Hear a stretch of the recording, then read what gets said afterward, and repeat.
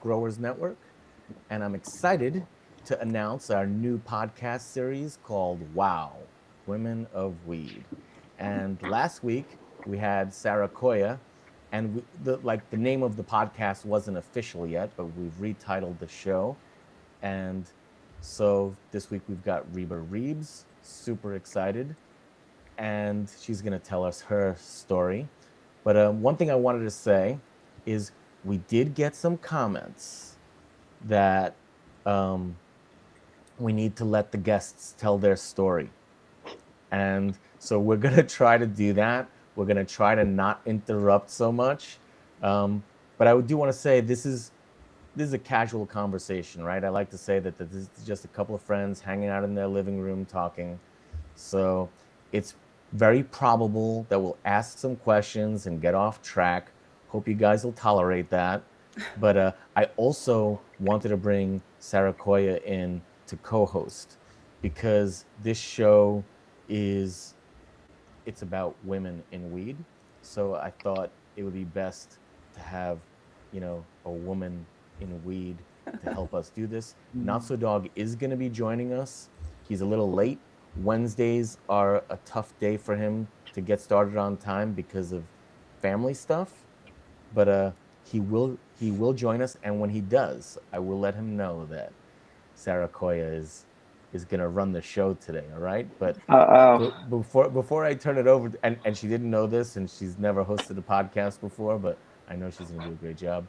But in the meantime, before we get started, I just wanted to say, Reba, I really appreciate you joining us, and tell us your weed story. Where I generally tell people to start is your earliest experiences with cannabis, like when you were first exposed to it, when you first Ooh, smoked it, and then we'll go okay. through like when you first started growing and where it has led you till today. So Okay. welcome to our show. Thanks. Thanks for having me. Oh, and by the way, I don't know, are you seeing the chat? Want to make I sure you can guys s- can see the chat. I can see the chat. Great. Yeah, I can. So everybody in the chat, say hello to these women of weed. Wowie wow. What's up, everybody? Hi. Hi, Reba. Hi, Welcome. Sarah. Nice to see you. Yeah, thanks for coming on here. Thanks for Hey, having one thing me. I wanted to say before we get going too is considering I'm gonna like turn it over and try to like not interrupt so much and let Sarah, I might get really fucking high on this show. Do it. So I hope Uh-oh. you, I hope you guys understand. I got pretty It'll be a cross-eyed good last week, and I get the feeling it's not gonna be better this week. So I'm just apologizing in advance for my behavior. cool. We like Alrighty, it that let's go way. ahead. That's how ladies like it. So no Yeah, that's stress. it. We That's got a it. good chance. So tell us your weed story. Okay. Mm. Well, I grew up, I would say my parents were not conservative. They were hippies, music industry types. So I grew up in the scene, around all kinds of things for sure. Um, I'd say so I was always kind of around it. I don't know if I knew what it was when I was little. You know what I mean? Hmm. But it was there, I'm sure. I probably smoked for the first time when I was like 13. I grew up on the East Coast. I left pretty early for Dead Tour. So, I mean, I spent most of my life in Humboldt, but that first window of life, I was on the East Coast.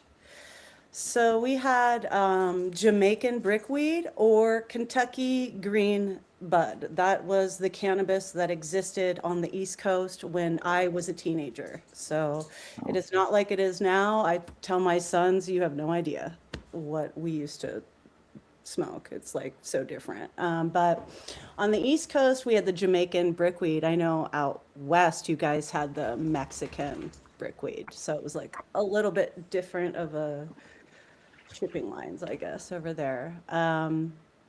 That weed compared to like the herb we have now, you'd have to smoke like an ounce of it to get even anywhere near what it feels like to smoke a gram of our herb today. It was like stems and seed casings and brown and all that. Um, So as a teen, I definitely puffed a lot of, you know, our favorite weed was the Kentucky. That was like the only kind bud we ever got on the East Coast until there was the beasters kind of started flooding into like Dead Tour. Grateful Dead Tour would roll through, which would provide our community with all kinds of things that we desired. Mm. And I honestly like don't remember the weed getting that good until I was like 16 or 17. And that's when we really started seeing more kind bud being grown. That's what we called it out there. Hmm. Yeah. Oh, weed story. How did I start growing? Well, oh no, I mean, I was actually enjoying the stories you were telling. Oh yeah. What I didn't want to do was be impolite and ask you how old you were at that point. Sure. But, you Oh, know, you I can ask. Yeah, ask. Go ahead, please ask questions. yeah, I was just wondering, like, when you were saying you just started to like we just started to see good weed at this point, like Yes. like what year was that? Okay, I'm just so trying to think of like where right. I was, and Well, let's math that out. I don't know. I'm 51 now.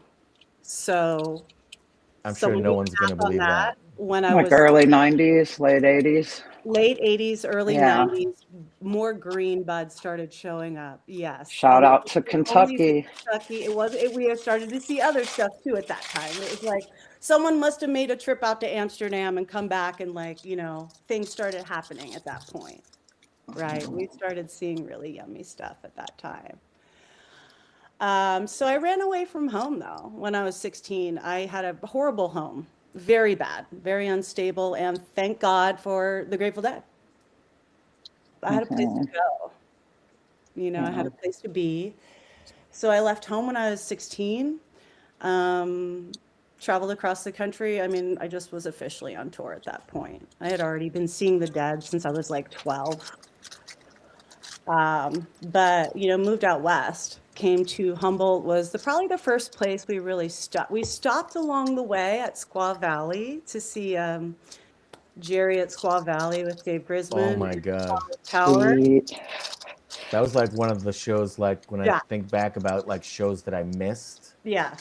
I That was missed that show, and that was like, oh my God. that was my first West Coast lot. Nice. Amazing. Hang on one second, guys. Yeah. Sarah, are you typing?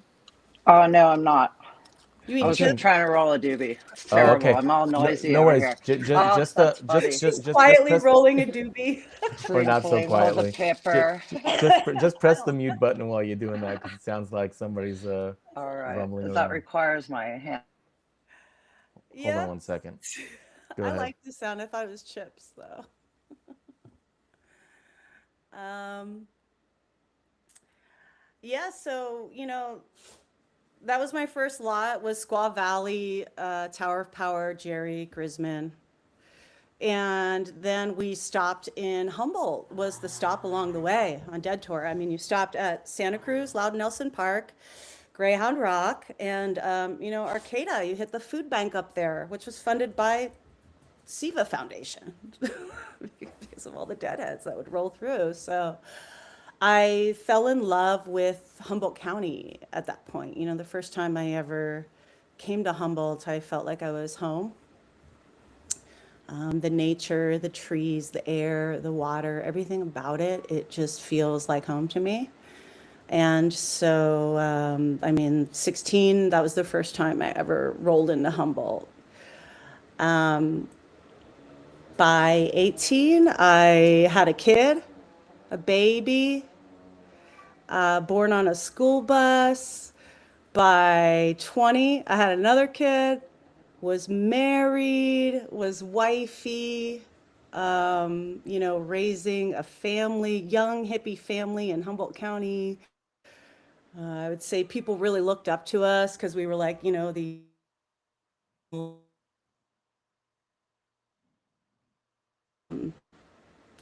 we split up, I was 24. And, I was out in the world on my own, trying to take care of my kids, really not making it. I mean, if you really got to think about it, imagine you don't have a college degree, you don't have a high school degree, you have two children, you're on your own, you have no money at all. You need to pay all of your bills, you need to go get a job, but you need to pay for childcare while you're at that job. That eats up everything you make. There's no way to live. So I really struggled and suffered and tried really hard to make it. I was providing for my kids, but I was not providing for myself. You know what I mean? Like I was hungry and my kids were not. And some friends took me under their wing. I would trim for people at that time. That was a good way to make money. And back then, you could trim and you would make $250 a pound. Oh my God, it was amazing. It was amazing. I mean, I think people make what, like 50 to 120 a pound now trimming? I don't even know. So it was nice, but there wasn't like that much work. And eventually they really felt bad for me and they took me under their wing. I remember it was 1998, and my friends hit me up and they said, look, we want to teach you how to grow weed. It's going to cost you this much money to make it through a year of growing. And you have to get all these things in order to be able to do it. We want to set you up so that you budget out a year's worth of your life. You can make it through all your harvests and, get on track. So they kind of taught me what to do and set me on a plan, but I had to come up with investors.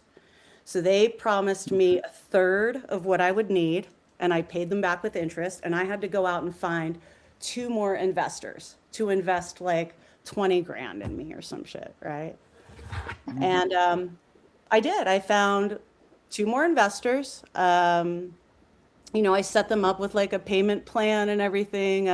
If I pay you back shorter, you get less interest. If I pay you back in a longer amount of time, you get more interest, kind of thing.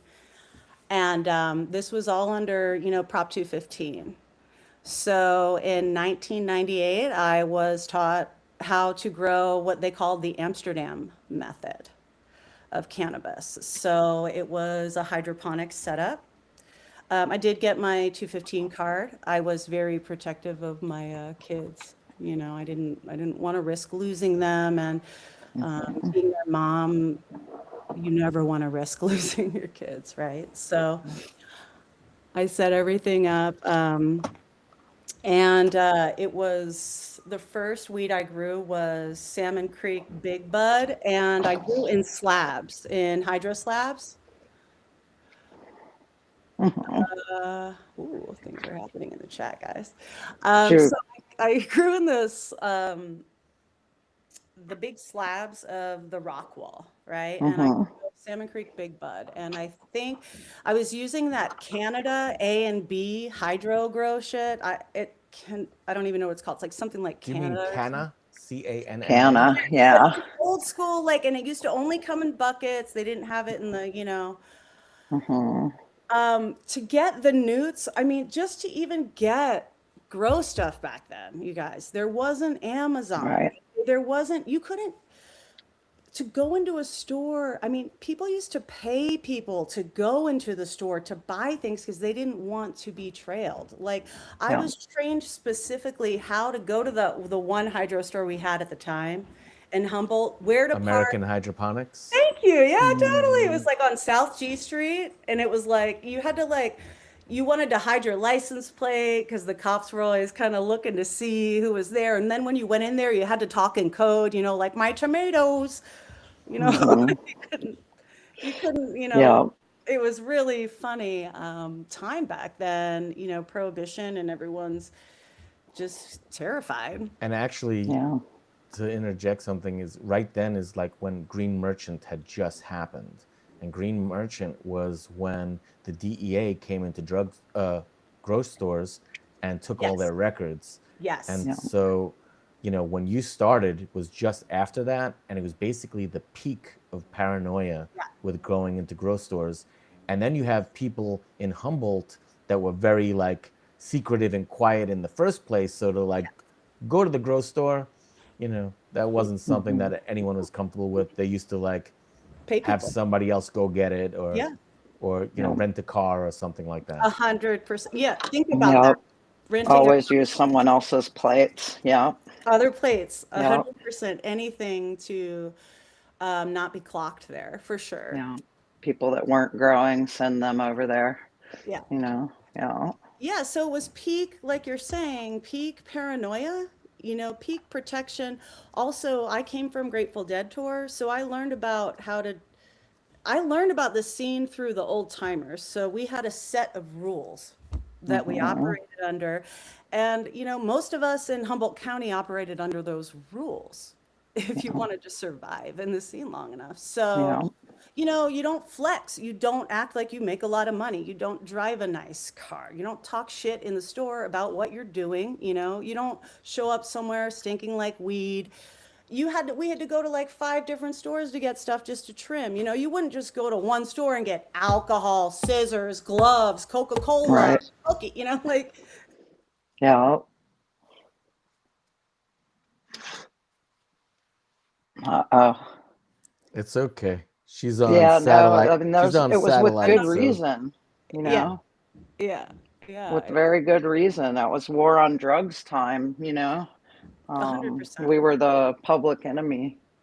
Um, Yeah. Even on Dead Tour, I remember states like on the East Coast where they would pull you over just because you had a Grateful Dead sticker, and that was considered being part of a gang, you Yes. know. that's So, probable cause yeah, if it you Yes. was like the Grateful probable Dead. cause in the I think it's still 90s, that way on the books. It's still named Yeah, probable cause. Yeah. yeah. I think my internet, Uh-oh. Uh, I think we're hearing you. but maybe you guys can. Hey, Reba, you know what might help? Yeah. Everyone's gonna be disappointed because they don't get to see you. But if you Okay. want, you could shut off your camera, and that would make it a little less demand on your internet. Okay. But everyone's saying Mm, how beautiful you are in the comments, so I Oh know my yeah. God, I'm not even reading they're that all, because I'm like, they're all gonna be bummed when you shut off your camera. Mm, uh, I mean, we can keep trying. Let's just keep trying, and just then let me yeah. know. Yeah, if it starts to be, or if you have to repeat something, we'll just have you just repeat let me something. know. Yeah. So Mhm. Gosh, yeah, thinking about that, the deep prohibition, living in Humboldt County at that time, um, we were so secretive about what we Yeah. were doing. I mean, nobody Yeah. knew I grew weed. Like Yeah. this is what reminded me of that is that, I wasn't telling my family I was growing weed. Even Yeah. though it was legal. It's Prop 215. I was growing medical cannabis. It was 100% legal what I was doing, but it wasn't legal like it is now. Like now I could tell my, judgy aunt, I grow weed. And like, fuck you, I don't care what you think. I'm sorry, I don't know if I can cuss on YouTube. you Pineapples. can, you can. It's all good. But back then I certainly couldn't say it. And I couldn't Yeah. tell my children's teachers, you had to hide it. You had to hide it. Everything that you were, you almost had to pretend to be an entirely different person just to grow weed, you know? Um, Yeah. It was an Yeah, and interesting. if It was an you're, interesting time for there's sure. just so much judgmental stuff, even still now. There's so many people that, go home and drink beer and wine and snub their nose at you because you smell like weed. I know. Especially as a parent, people get the wrong idea, and they think you're like on LSD all the time or something. Right? They have no idea. Because their only head change that they have to compare it to is alcohol. which is far Yeah, more debilitating, you know. 100%. So, but I know as a parent, you know, that it was troubling to not want to deal with that judgment and not want to deal with it Yeah. for your kid too. Yeah. You know, having friends and doing stuff. So I get Yes. it. Yeah. It definitely kept me isolated. I just had to protect myself and my family and my way of life and my way to pay my bills for my kids. Because of cannabis, I was able to, feed them organic food and live in a house and not an apartment, you know, Yeah. and and get them all the things that they needed, all the things I never had, you know. Hmm. So it was wonderful in that way. It provided me independence and the ability to provide a great life for my sons, but also I was not chasing paper the way that people were in Humboldt County at the time. And this is where that, and I don't want to like disempower anyone's gender. But this is where it's different being a woman and being a man in cannabis. I mean, I had a partner, my partner would take bigger risks than me. I'm the mother, right? Right. Yeah. It's We got to just, make it home it's to the Cubs. it's different. Yeah, Yeah. I'm gonna do what I need to do to always make sure I'm gonna be there for my kids, right? So, Yeah. you know what? I didn't buy that cheap land in Honeydew and I didn't blow it up. And gosh darn it, part of me, kicks myself in the butt a little bit for that, not getting land when it was cheaper and not going bigger when it was cheaper to do that. But, Mhm. we make the choices we make, and a lot of that is about who we are. And me just being a mom, I kind of kept my scene small as could be, but what I kept doing was pushing the limits of how big I could make it and Mhm. continually upgrading the cannabis and the methods of which I was growing. So as soon as I paid everybody back, I was done with hydro and I Mhm. was done with Big Bud. Yeah. Big Bud was great. I was getting 2 pounds of light like without even trying in the Mhm. 90s, guys, Mhm. without bush load, without Mhm. crop steering, people. Just, I'm talking twice a day food. Okay, so that was Big Bud. Imagine if you Yeah. put Big Bud in one of these systems now. Can I Yeah, interrupt you and ask a question? yeah. So you mentioned about making the choice Hmm. because you had kids, and you also talked about, how your man at the time was more open and taking those risks.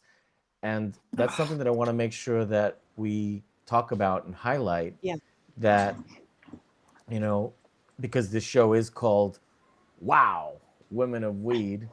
I I wanted to talk about how the yeah, choices that women made back then, because sure. one of the things that we mentioned in a previous podcast is it's not that women um, weren't growing. It's not that they can't grow as good a weed, if not better than us. But a lot of women made the choices to not be in the limelight.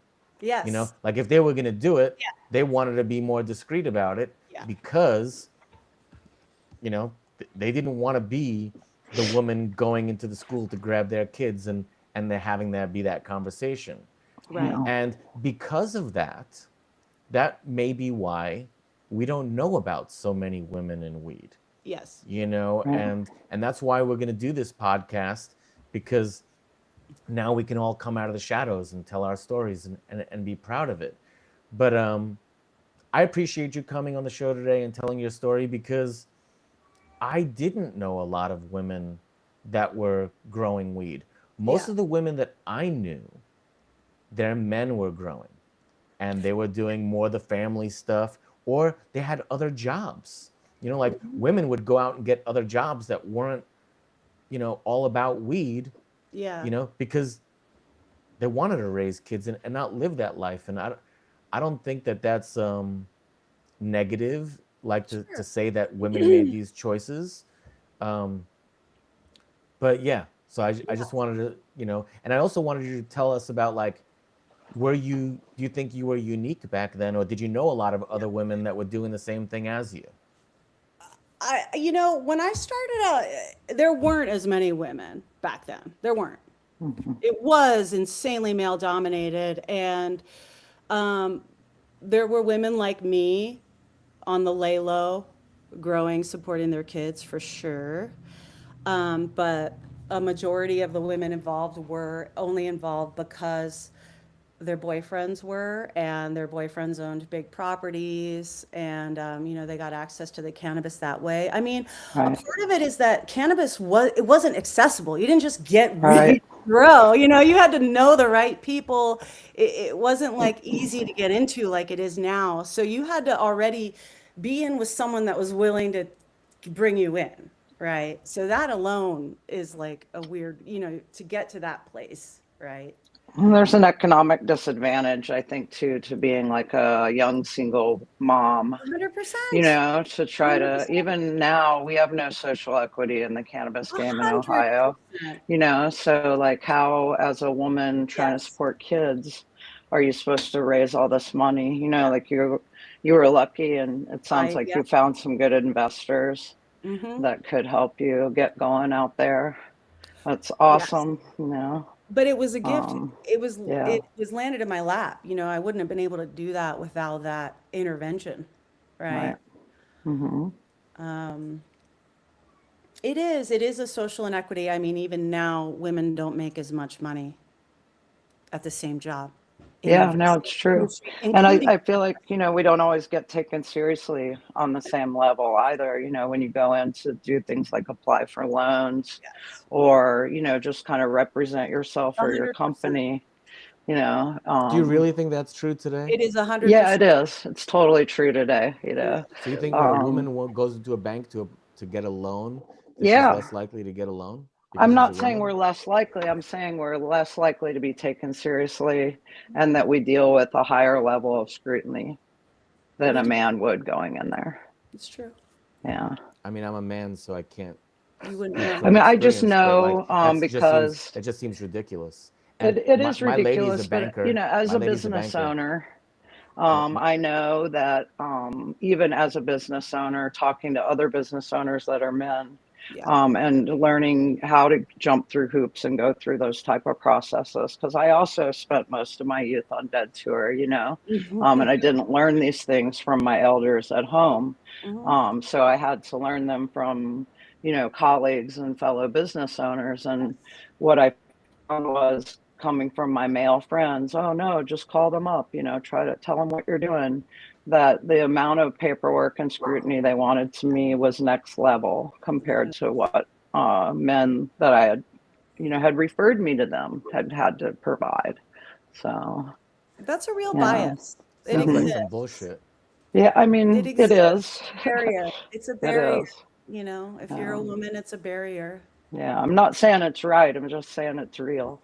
I've experienced it in in the 2000s in my life.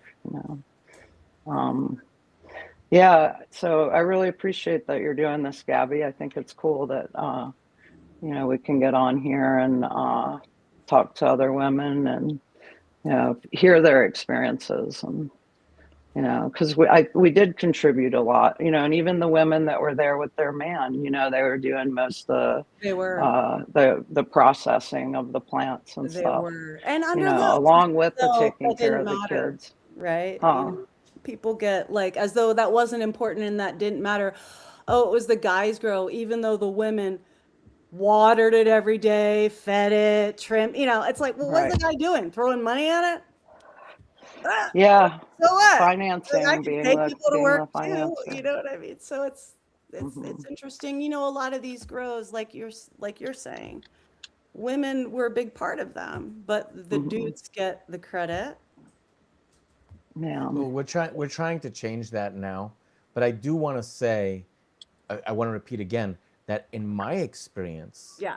that wasn't the case. That the people that I knew, and so I used to own grow shops in Willits and Laytonville, Hmm. and the majority of the people that came in there were men. And when I went up to the farms, I just felt like it was still mostly a bunch of dudes that were Yeah. up there doing the growing. 100%. Maybe maybe Oh yeah. women were helping with the trimming and stuff, but you know, Well, I don't know. I feel like statistically, you cannot argue that women were a minority as far as growing cannabis in in those years. And frankly, Mhm. they're still a minority, and we need to do something to change that. Right. Yeah, I was thinking that they are like most of the processors that I know around Ohio are male. But we've had a couple of female ones that come to mind, the lady that works at Galena's, their head Here we processor, go. uh, Christine DeJesus is female, and she does a great job. Well, So in I'm not saying in it's not possible, and I think people just need to get out there and assert themselves and be confident in themselves. And I think that's something that is easier for guys, I think, sometimes too, well, I more I women Uh, need to just tell their story. I yeah, want that's that in it. here. It's a whole vibe. It's a whole vibe on a weed farm.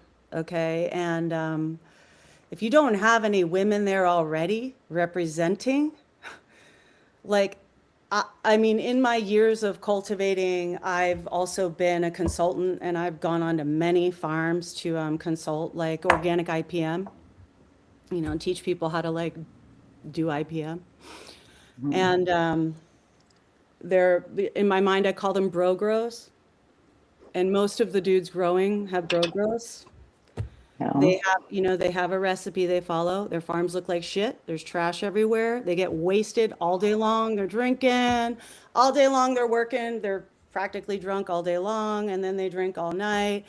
And maybe they bring some strippers over while they're trimming, and like maybe they're like doing coke all day, like while they're riding Oh their fucking no. quads around. And like this is like a bro grow, it's like a farm. It's not like it's like a dude. It's like a testosterone. It's like what is this thing? Like I'm sorry, I don't run farms like that. But like that's actually how most outdoor grows are like, dude. So like why would a woman feel like welcome in there? You And know then, what I I mean? mean, Like it's not a female kind of energy. Like there's no sometimes space. it was actually kind of dangerous for women, A hundred right? percent Like Yeah. you're up on this property, getting and raped. there's just a bunch of guys up there, and you're like Yes. off grid. You're not Yes. connected, and You're so far away, yeah, behind a locked gate, Yeah. far away. And the cops won't even come. Ain't nobody calling them either, babe. Yeah. You gotta, it's like a whole thing. So to even be a hard enough nut to like get in, you know what I mean? To get in, to even be able to vibe into one of those scenes as a woman is a lot, Yeah. you had to right? be tough. Uh-uh. It took me a You long, had to Uh-huh. be able to tell the guys to just fucking get the fuck off, well, and Yeah. shut up. you just can't do it unless you're in charge. So I didn't really grow outdoor until I was in charge of the farm. Hmm. So, I mean, I went up, I do consulting on outdoors and stuff, but no way. If I wasn't running the scene, there's no fucking way I'd be on a piece of property with a bunch of dudes. Huh. Mm-mm. Well, I'm glad you didn't take unnecessary chances, and that you didn't need to. Well, and that's the energy, that's the masculine energy that goes into cannabis. There's the energy of farming. I mean, that's actually globally a feminine energy. Agriculture around the world is performed by women in majority. It's only this wee little bubble that dudes have tried to make it be like their thing, right? But it's actually a feminine plant, and women tend to notice more of the subtle cues to be able to grow really high grade cannabis. Just naturally, we have more of a tendency to be able to do that than men do. But men get their recipes and they have their money and they get their big trucks and they buy big pieces of property and they build their empires and stuff. And meanwhile, women keep their heads down and grow really amazing, excellent cannabis. We just keep upping ourselves over and over again. Like every single time I grow, I'm trying to make it better and better and better. And how can I get to know this strain? What do you want? Who are you? Like, what's you? Hmm. Like I have a deep connection with this plant. Like I Yeah. love and revere her. Like she is my ally, my oldest ally. You know what I mean? Like we've been together like, it's like literally my oldest ally, my wisdom teacher. She's provided for my family. And so I bring in a spiritual element of recognition of this plant, and it's not just something to exploit. It is Yeah. it is an ally. It is an entity like that we've been She's your sister. yes, I like, get that. you know what I'm saying? Like, Yeah. I get goosebumps because I feel her, I love her, and I respect her, Yeah. you know? Yeah. I think a How lot of about male people that get plants? You into the respect them? cannabis. What? Sorry, Gabby. What was that? I was just trying to make a lighthearted joke about male plants. Because Hmm. Oh she was saying yeah. how she loves them. I was like, what, the male plants? You don't love Nope. them? Fuck. Not looking for Oh my balls in God. my You garden. No know, balls around here. Yeah. And I'm not a breeder. this is That's a something quote. This is I a haven't quote. gotten into Reba yet. doesn't want any balls around her garden. No balls in my garden. Yeah. That's No, it. no, no men and no male plants. No dicks allowed. No. Yeah. Um, No I, little I, bananas. I guess I'm not getting an No invite. nanas. Yeah. Yeah. I think there is like a lot of the sacrifice and the sacrament that is cannabis to those of us that have held this torch for as long as we have, that is totally not understood by the widespread cannabis industry, Mhm. and I think craft growers and people that hold those genetics close all these years and that have had this relationship have just a whole different mentality about cannabis and about its purpose in our lives. And, that's something that is missing from the commercial industry, and it's misunderstood there. All they see is money, and that's not the green that I see as life, Yeah. and it's part of our life. It's a sacred herb, and treating it like that is a total difference. And that love, I think, is something that can't be replicated in commercial cannabis. It can't be. It's And it's what separates us from them. there's You no know, there's no budget for it either. I mean, it can't be right? replicated energetically, and it cannot fiscally be replicated because commercial cannabis is like the long race to the fucking bottom, dude. That weed sucks. It's Yeah, horrible. It started out okay because there were still some mom and pops in the game, and like the proposition intended, it's getting rid of all the mom and pops. All the cash has been turned into the state. hmm And now we have a bunch of like maybe some OGs that have some weed, like some legal weed scenes set up, but they have investors that are like fucking tobacco money and pharmaceutical money telling them, hey, yo, you gotta get like more pounds of light. So, it's like, it's just, you're just smoking carbon. I don't even know what this weed is anymore because everybody's just trying to make their weed so like beefy. But hey, guess what? yeah, Trichomes grow, people, and yeah, trichomes are what get you high. So this new hmm weed is not good. I don't like it. yeah, yeah. Here in Ohio, if you go to a dispensary, they don't let you look at the weed or smell it. So, Oh, that's they just right. give you like a little sticker on there with all of its stats. Okay. So, yeah, It's the same in California. I mean, yeah, is they it might have a really? sample bud that's like in a case that you can see, but they're Yeah. never Yeah. going to let you smell it or touch that bud, Huh. right? Yeah, I don't even Huh. know if we're allowed to see it here. Oh, you can't even Uh, look at it. yeah. Yeah, I just know because friends get duped, they'll come back and they'll be like, oh, this brown shit, or it's kind of reminiscent of like beasters that were stored too long. Right. That's really what it reminds me of. It's crazy Uh, for a That's old place like weed, yeah. with the history of Ohio, the history that Ohio right, has in cannabis, to not be able right. to go into a dispensary and get And decent get good weed. weed, That right? that's We pretty should have sad. really great weed here, because there's nobody that has better weed than Ohio. I'm not kidding. I'm I'm not. laughing at that one. Sorry, babe. But yeah, I've been all over the place. I I mean, I've seen can't. comparable good weed, but we have really good weed here. We've got a lot of people that held on to different genetics, that make our scene really diverse Yeah. when you get away from the dispensaries. But here in Athens, for instance, which is adjacent to Meg's, which is the Emerald Triangle of the East Coast. We're the Humboldt of the East Coast here. And we have one grow that's been bought out by a major corporation, and a dispensary that's owned by a chain of them, that there's 3 in the state. But we were given nothing. We don't have a processing facility.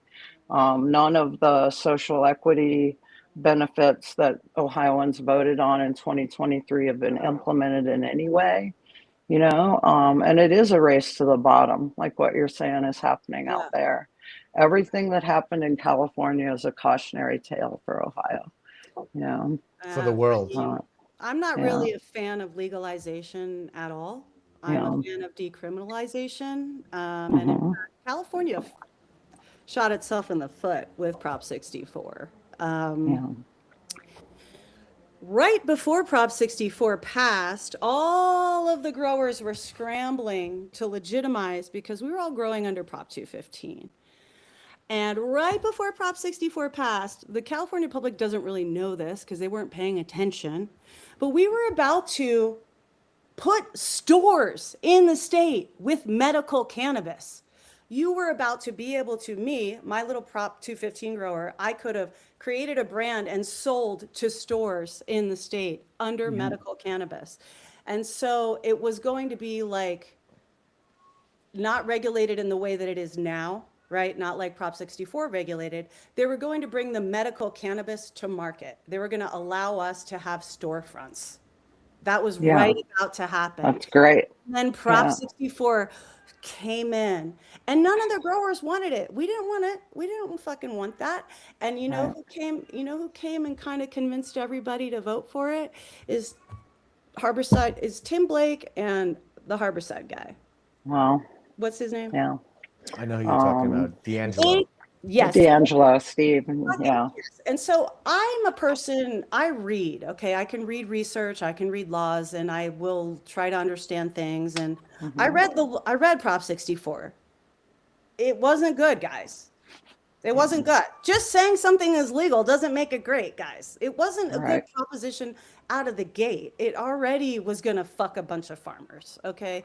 All it did was make it easier for custies to get weed, but they were about to have weed. They just didn't know it. And so we didn't want to vote for it. And then, Blake and D'Angelo campaigned for it. They held town halls, and they convinced farmers, vote for it, vote for it, vote for it. Vote for it, vote for it, vote for it. And then all these people started turning, and they voted. And guess what? If they went into the biz, there's only a few of them hanging on now. And the ones that are in there now are hating their lives every day because they can't grow the weed they want the way they want to, because they have to, meet these, financial constraints. It's just constraining. You cannot grow good weed under this system because you have to compete. Yeah. So It was the first time I ever voted against any type of legalization. me too. Yeah. And I was actually ashamed. I couldn't believe. I was like, I can't believe I'm voting against legalization of cannabis. Yeah. But it was wrong. It was I done wrong. did. And like you said, the people that were actually reading into it were seeing, oh, this is a big problem. Oh yeah. But I also think it was inevitable. Maybe we don't pass Prop 64. Yeah. But big business and money, it was coming. It was coming. So Yeah, there's money to be made. It's an industry, and it's going to happen again, when it goes federally legal. It's all just getting poised so that whoever can make the most money off of it is set up to do so before it goes federally legal. That way they can choke off all the other little farmers and make sure they can't play at all, Yeah. It's so ridiculous.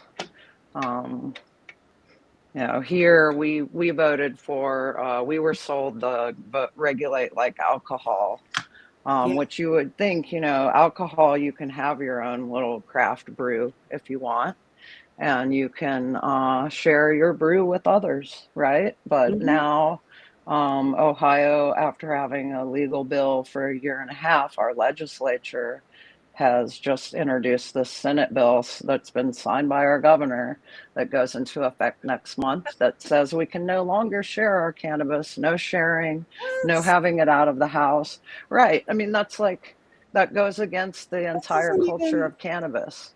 that, Right. And how like, enforceable is that? right. It's all it's doing Yeah. is re-incentivizing cops Mhm. to treat us like criminals, Yeah. right? When we voted for legalization, and we've had a year of being able to share our home grow, and it's really built these like cool little communities, Yeah. where people have come out to home grow events and adult share events. And now the state is, trying to eliminate all of that so that they can make sure that it's only their dispensaries that get to make Right. the money. Well, yeah, Um, it's like the legalization heavily alters the culture. There's a culture that goes along with cannabis, mhm. and it is that. It is us being together. It's us, sharing cannabis. It's all the creativity that comes out of it, the art, the music, all of that. And it's getting wiped out. Yeah, If I think about Humboldt County in the early 90s compared to now, um, I mean, it was almost like a Harlem Renaissance. Like it was like this peak mm, time, where people were doing what they loved. They had money. They were infusing it into the community. People were then yeah, starting other businesses and for an example, like in Southern Humboldt, the roads were bad and they needed new school buses. Well, the taxes weren't paying for it, so the growers did.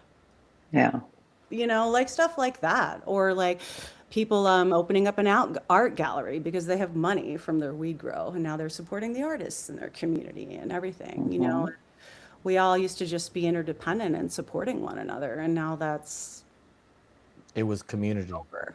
It was yeah, real community back then, yeah, 100%. Yeah. Yeah. You know, one thing that I want to see is home grow be legal. Like, whatever corporate cannabis does, whatever happens, Yeah. I kind of feel like, you know, I feel like I said before, the writing was on the wall. But in states where you're not allowed to home grow, but they have medical marijuana shops, right. Right. or recreational shops. I think that's criminal. You're It Yeah. like, is. okay, It, weed's legal. You can buy our crappy irradiated, Right. yeah, old weed, for a high ticket, but you can't grow your own medicine in your backyard or in your closet. Yeah. That's what right, that's because everything else, I just feel like, man, if you don't see that that's what's going to happen, that's the difference between being outlaws, Hmm. okay, and once this shit becomes like legal business, Yeah. and so, but like I said, I think that home grow, that should be Yeah. just a right, and that should be like everywhere. Well, we But got there with beer, like craft beer. You can home right, brew, I think, in most states. So we'll probably yeah, get there, again with cannabis too, hopefully. But obviously, people like us, we never stopped. right, it's funny. You said something that reminded me of something that Breeder Steve said. Well, he had a guest on his podcast say this about in Holland. You can go into a coffee shop with your girlfriend, and you each buy an eighth, which is totally legal. Yeah. If you bring it home, now you have too much to have in your home, and you could be evicted from your home if they found out that you had That's six right. grams of cannabis in, ah, in, in The your laws house. don't. Yeah, and it's similar here about how like stuff just doesn't make sense. Yeah. When you talk about not being able to give your friend weed. I mean, first right, of all, we know that A, it's It's plant. unenforceable, and B, even if it was enforceable, they never would enforce it. So why Right. even say such stupid shit? It's like, Why what's in even your say pet? like No, It's greed, my, it's them my trying neighbor to, who's suffering from you know, cancer, I can't yeah, give her RSO. That's what you're telling me? that's what they're Like, saying. alrighty, Stupid Yeah, rules are meant to lock be me up, broken. lock yeah, me up. 100%. You know, yeah, that's it. 100%. so it's just Yeah. nonsense. So Yeah, I the mean it's a really clear indicator of how greedy these guys are, Like, oh, well, you can't share anything with anyone No else. sharing allowed. What about all of our friends who don't have the means by which to grow Right. their own cannabis, right? And also can't afford to go to our Ohio dispensary where they're going to charge them $40 for a eighth, Yeah. which we discussed the other day as the being tenth. an eighth that your friend had pinched the bag of. Here in Ohio, we sell weed by the 10th in the dispensaries. Well, Yeah, They actually that do that in tells you how much they dispensaries. know about our culture right there, that they want a to tenth. dispense I'd weed like a in tenth of tenths weed, in please. Ohio. What happened to I my weed? Somebody I thought pinched that my was just bag. something that you guys said, No, dude, like it's a instead of real calling it a Just thing. hate. want the It's I tenth didn't know really that of was a real Ohio. thing. In That's Ohio, where you we're go into a at. dispensary and buy a tenth. You Can I buy a have 3 tenth. Yeah, you tenths can of buy a weed, tenth please? of weed, That's you so know. rude. So yeah, and during the medical, before we had recreation, it was, you could only have so many tenths of weed, That so fucks me up. That yeah, it's ridiculous, but it's greed and yes. them trying to control everything and run everybody into the dispensaries. And then even the dispensaries, it's like the bigger people that have the most money can get tier one license, and then they can also have a processing facility, and they can have some dispensaries, and they have to carry the tier two people stuff in their dispensaries. We're looking out for them, but Mm, they're not, right? Because the tier one people who own the dispensaries just put the tier two people stuff down, on the bottom shelves, and they don't sell it, and it's not an equal playing field, even within the hierarchy that exists, right?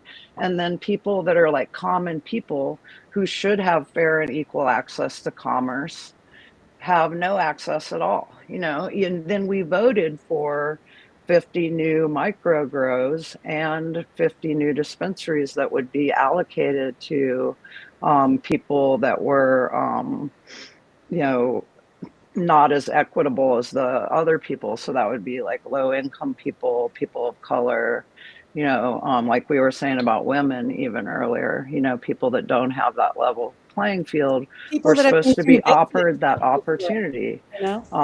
Yeah, and in this Senate bill that was just passed and signed by our governor, we're not getting any of that.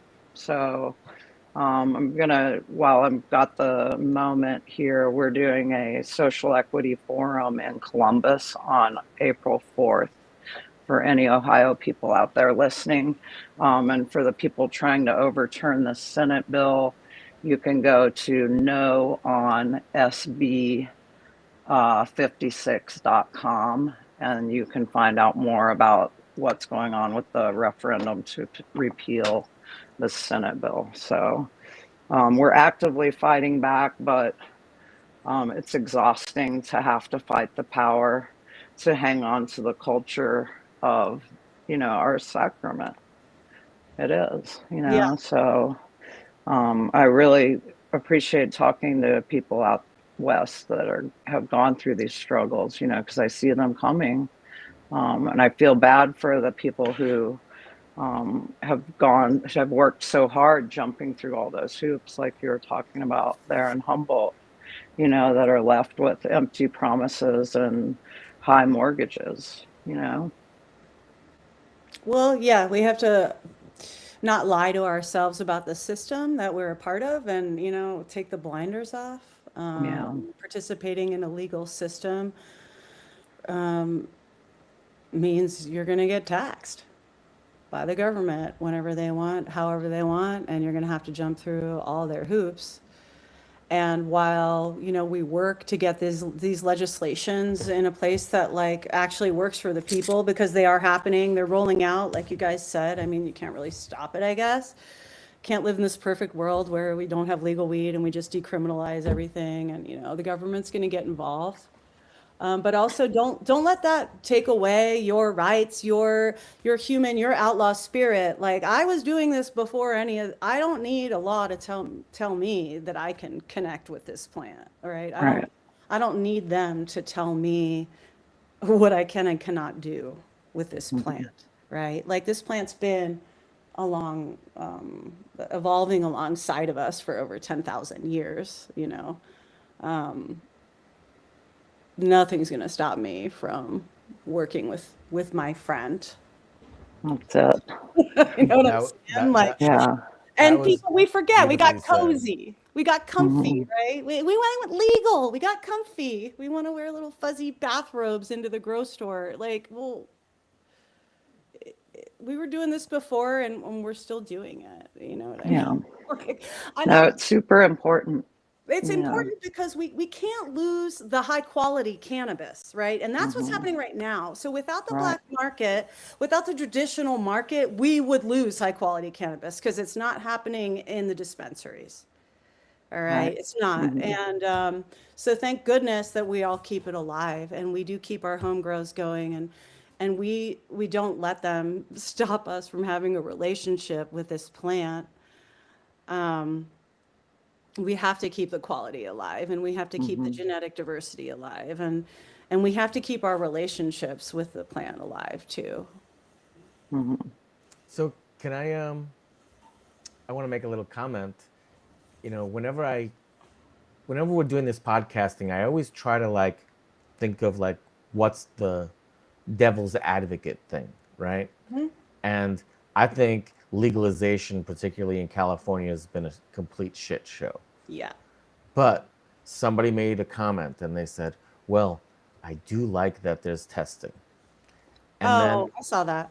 You squirmed. Yeah, I swear, because you can get your weed tested, whether it's weed's legal or not. And right, but nobody does, right? But you can, and we were about Mine's to tested. be tested in stores. We were about to have medical, they called it marijuana, MMLUOU or whatever, some shit. We were about to have weed stores, you guys, in California. All you needed was a Prop 215 card, and it was a store. And guess what? All the weed was going to be tested, but it wasn't going to be taxed at 30%, and it wasn't going to fuck the growers either. But you can test your weed now. Everybody should know that. In a state, if you have weed in your state, you can test weed, any weed. You can test your weed and get it tested. But for instance, is it cost prohibitive for somebody that smokes an eighth over the course of a few weeks to pay to have their cannabis tested for pesticides and banned products? Maybe get to know your dealer, trust your grower. Well, what I was gonna say, and trying to be devil's advocate, is that what legalization and the mass spread of dispensaries did was it created access for people that never felt that they had access. And I'm gonna give you an example. My tío Fabio, my uncle, okay? He would always ask me to send him weed from California. And I'm like, tío, I can't do that. Right. I'm not gonna I would try to hook him up with somebody because he lived in New Jersey, right? So I'd have to when you go to the city, you can meet my buddy, and that. Yes. And now he goes to a dispensary in Jersey. The weed is probably shit and very expensive, but he's happy. Sure. And then, there's so many people that started consuming cannabis because it was widely available like that. And, an example, my neighbor across the street, his mom was dying of cancer, and she was getting her gummies. Yes, 100%. And it was helping her. And so while I think the way it's been executed was poor, and we could have made far better decisions, I do want to say that there has been a little bit of light to legalization. Yeah. I personally think that expecting people to test the weed that they buy if they're buying a small amount of weed, just isn't like, it's just not going to happen. And, you know, okay, let me give you an example. Most of the herb, or not most, but much of the herb in Yeah. New York City had come from California, Yes. right? People are, and so, 100%. right? Mhm. And so, like, who's going to test it? The guy that's buying the packs out on the Right. East Coast, or It like, would I have mean, to Mhm. be that like dealer style to be it's one like, thing like when your next door neighbor grows herb and you mhm, get it from them and and you trust them, yeah, but that's just not the situation for most people. So, I mean, yeah, I think testing for cannabinoids is kind of silly. It doesn't tell you anything. But yeah, testing for pesticides, sure. I Right. think that's something Very positive. important. And from what I remember back in the day, Yeah. and you said it was about to happen, but these medical dispensaries were not doing any testing on their weed. But they were about to. We were going to have Mhm. stores, you guys. You fucked, everybody screwed it up by There voting were Prop stores. 64. There No, were no, no, no. But it was stores. going to be like it is now, but with medical marijuana in California. Yeah, it was going to be like it is now, where you could just have stores everywhere. But Prop 215 farmers could provide cannabis to the stores. So we all would have had our like weed out there, like beep, beep, bop, doo, in stores. But I think that removing the stigma has been a wonderful thing for a lot of the elderly people in our society. They didn't want to break the law, right? So like you're Right. saying, the fact that it's legal now makes them feel the stigma's gone and now they can access this wonderful medicine, and thank gosh, like how many elderly are getting off meds using edibles. Cannabis is an incredible medicine, so that is wonderful. I feel that it would have happened with medical storefronts as well, but that's okay. Like, I don't know what was going to happen in the other states too. I only know what was about to happen in California, before Prop 64. So having the stigma removed has done something as well. Like, it changed my relationship with my judgier family members. I mean, I don't really talk to my family anyway anymore, but at one point it mattered to me, and I could be like, yo, I grow weed. Fuck you. Um, Now it doesn't really matter to me, but so that's cool. But it's never good to get the government involved in something sacred. It's a sacrament. This is our homie. Like, this is ours, our medicine, you know. Right. Um, Right. the fact that they're involved sucks. There's nothing we can do to stop it, but as long as we keep staying connected and protecting her and keeping her around and respecting her, Yeah. then it's Yeah. going to be okay. But we have to hold up that other side while all this other stuff is happening. And Yeah. like, it's sad watching how, everybody has to cut corners in these legal grows to bring their product to the market. And, meanwhile, farmers like you and I are in the background perfecting our craft, getting better and better every time, because we can, Hmm. and Yeah. then these legal facilities have to do all kinds of stuff just to compete and meet the numbers. And I've only gone into a dispensary a handful of times. I'm not a dispensary shopper. I feel really weird in dispensaries. I don't like paying for weed. It doesn't feel right to Me me. too. I've never been in one. I've been in I can count on this hand how many times, right? I've And been a Yeah. few times it's because weird. when friends come from out of town, like they want to go to the dispensary. Like even if I will give them weed, they still want to have that experience where they can Yeah. walk in Yeah, and see like, it's like weird. I'm like, I'll give you weed that's better. It's fine. We want to go to the dispensaries. Yeah. Then I have one friend, that he really likes this specific brand of edibles. Okay. He likes it. Yeah, that's cool. One of my friends is like a cannabis chef that has created like all the recipes for a Yeah. very large company, and like, he makes the best fucking edibles that are, Yeah. on point. But they want to buy it in the No, they want this hey, packaging. okay, you know what? Hmm. You just said it right there. Hmm. I purchased edibles from a dispensary because I wanted the Jerry Garcia brand packaging. Oh yeah. Oh, Yeah. that's cool. I wanted that. you know, and like I was like, I don't care, you know, like, but yeah. So I have actually purchased something. Yes. I bought the. It was like in, and I. What sucks is I don't know where that thing is. I lost it, but it was like in Your the shape Jerry. of a pick, like a guitar pick. It was Oh, like Jerry's guitar pick.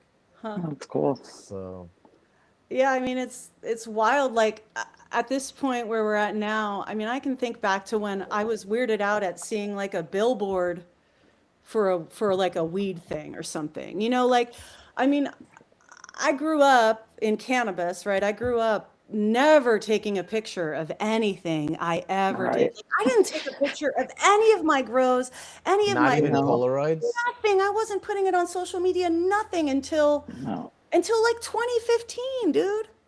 no. 2015 was the first time I started really taking pictures. I mean, I have maybe some pictures on film. How about Polaroids? Right? Right. Like yeah, and You like might be too young for Polaroids. no, I'm not too young for Polaroids. 51. Yeah. You keep saying that. No one is gonna Mm, believe you. mm. Believe it. So Yeah, so I mean, it's just wild where we're at now, but you know, I still hold on to that secrecy, and I guess in a way it's like it's a protecting of that the sacredness of it. Like we have Yeah. to hold on to that's it. why I feel so strongly about like home grow.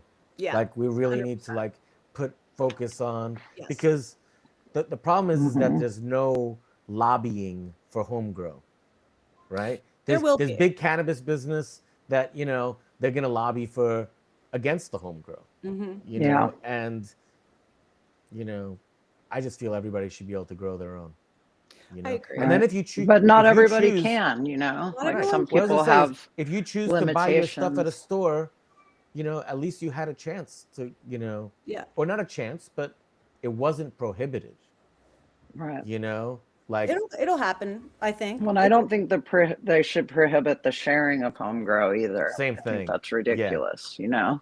I'd have Like no we can problem. grow any other agricultural product you can share with other Yes. people. Any other herb you can share with other people, you know? So there's no reason to have these outrageous limitations on that. But um, that's where Ohio is headed. Do you guys have home grow, right? In Yeah. California? Like You can everybody can grow. six Yeah. six I plants I or something. think I don't remember how many cities it was in California, but you might know like how many were decrimmed, had done a lowering of the fines and court costs to $0 I in don't know. California before you guys ever had the medical program in '96. Oh yeah, yeah, yeah, yeah. I do remember There that. were there were like some Yeah. cities like You can Santa have an Cruz and stuff that had ounce. had like lowered their penalties, right? And that Yeah, kind you of could have it was like an ounce normalized it. Yeah. possession was a misdemeanor, whatever. Right. Yeah. Any misdemeanor offenses, you would get no court costs, no fines. We have some of those cities like that here in Ohio that were Yeah. going on before the medical program got passed. Hmm. And then even after, where we've gone and done these little decrims around Ohio. And I think those things are important because they've been on the books a long time, and Yeah. they signal that these communities want cannabis to be not a law enforcement priority, you know, and that they recognize that cannabis has useful benefits and they don't want their citizens to be criminalized for cannabis, you know. So even as we get maybe descheduling at the federal level, which is not what any grower wants, I think we can fall back on some of those preemptive laws that were passed in these municipalities, you know. So maybe they change it at the state and they say, oh, it's going to be a misdemeanor if you don't have that cannabis in your trunk or if you share it with your friend. But if you live in one of those cities that's already decriminalized it, then you shouldn't have consequence when you get to court anyway, you know? So I think that's something that citizens, and outlaws should all keep in mind, you know, Always when know your we're, rights. yeah, You know exactly. what to do if you get pulled over. Hmm. Know what your rights are. Hmm. I don't know. If you're doing shady shit, try and have some money saved for a lawyer. I'm gonna say something funny. I saw those guys on Instagram that called the Pot Brothers at Oh yeah, Law. I like those Yeah, guys. They give the yeah. great spiels.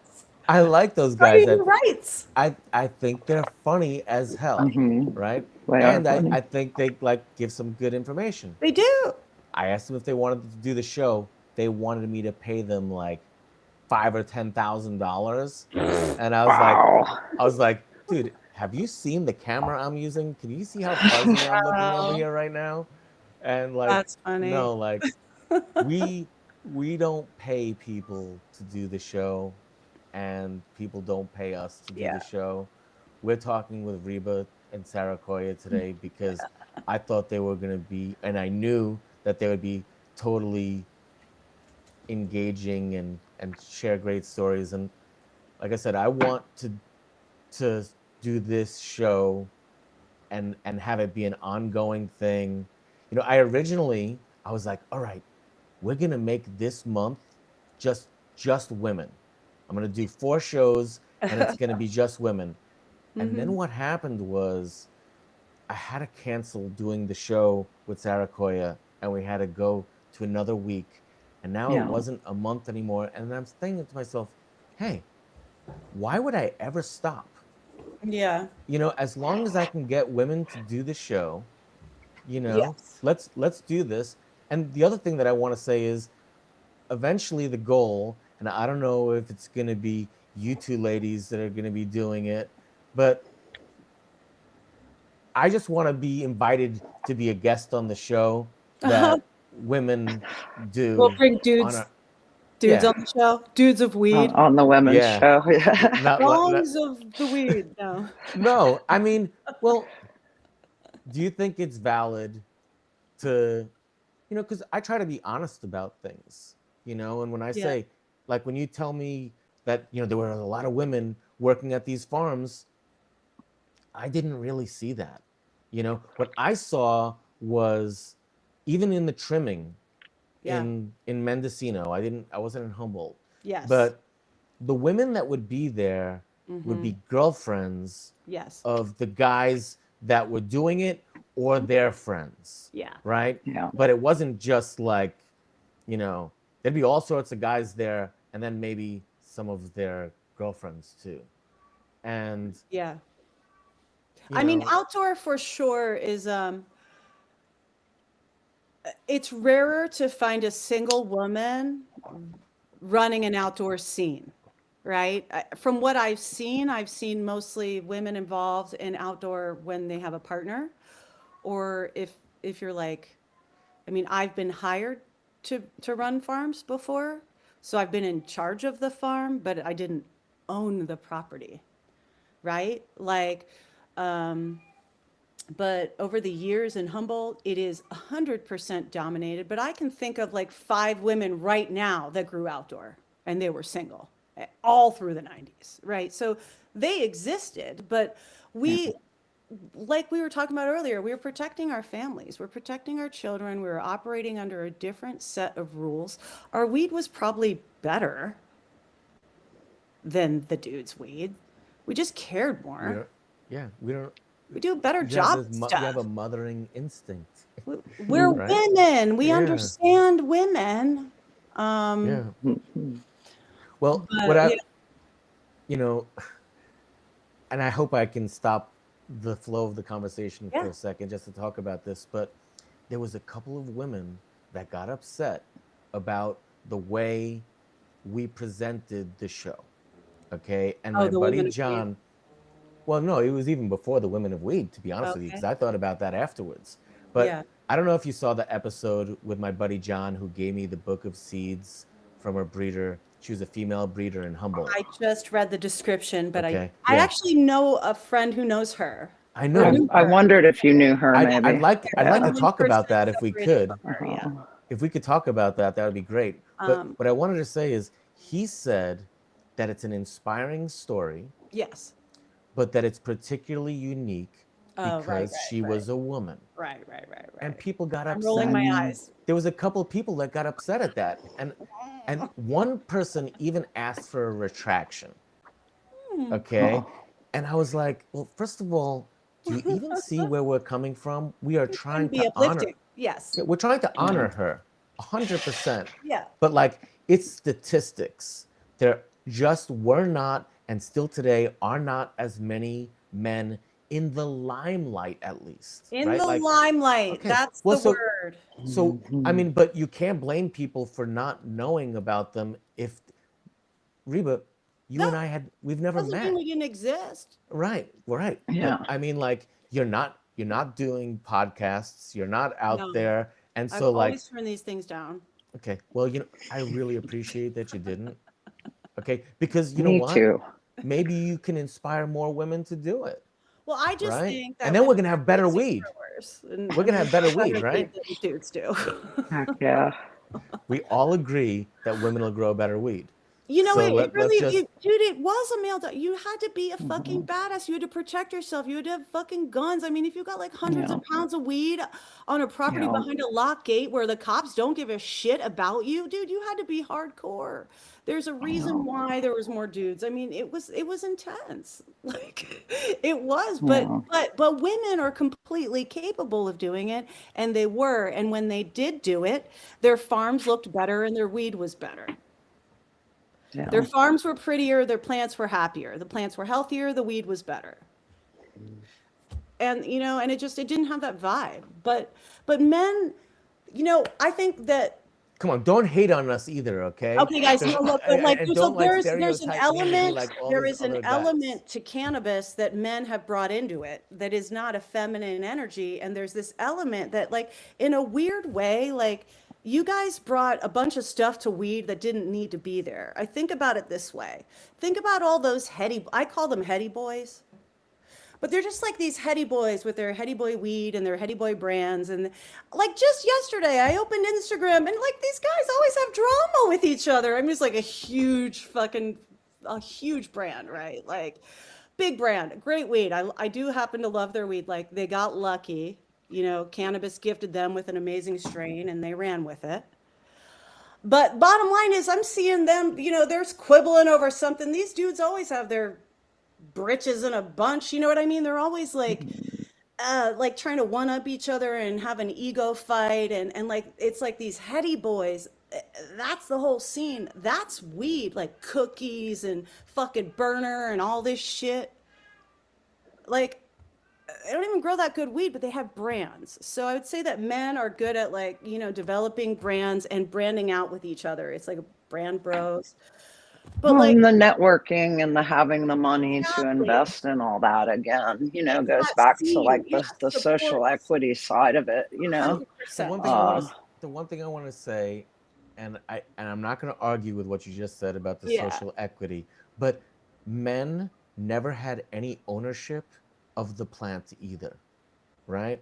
right, And so like there was always the opportunity for women to right. just do what they wanted to do on their own land.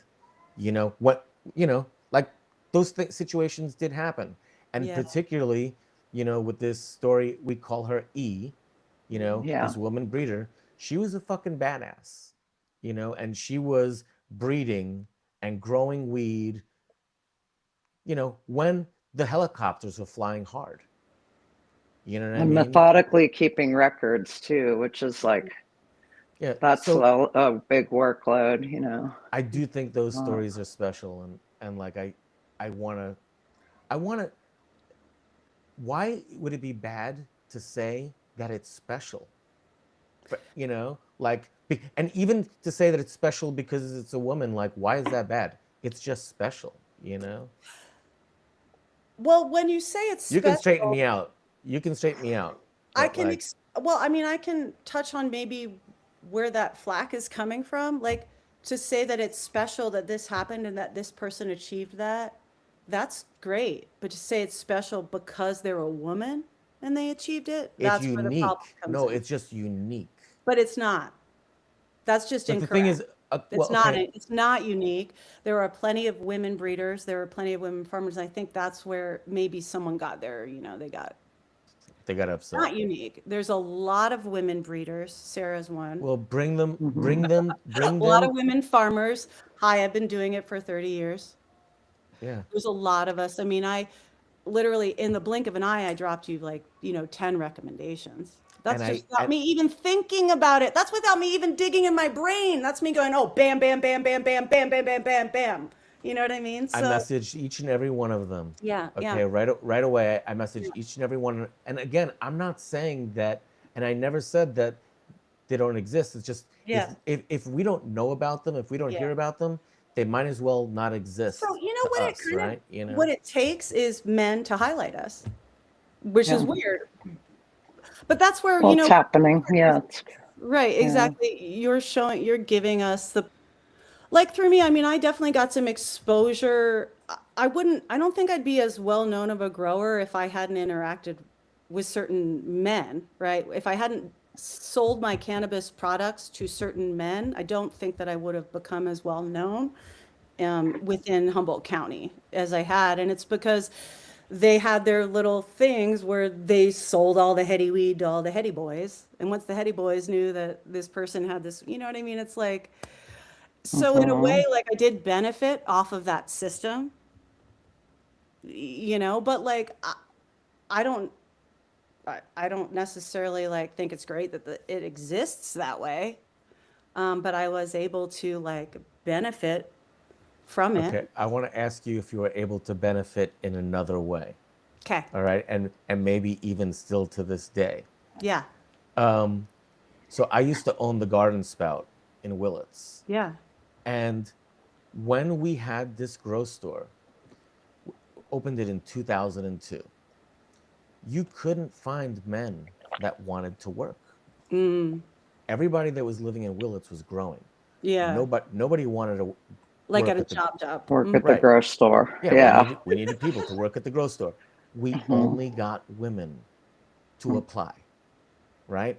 So it Yeah. wasn't intentional, but our entire staff was like, you know, Francis worked there later, but initially, we had like 3 or 4 women working for us. Yeah. They were all really cute. Mm-hmm.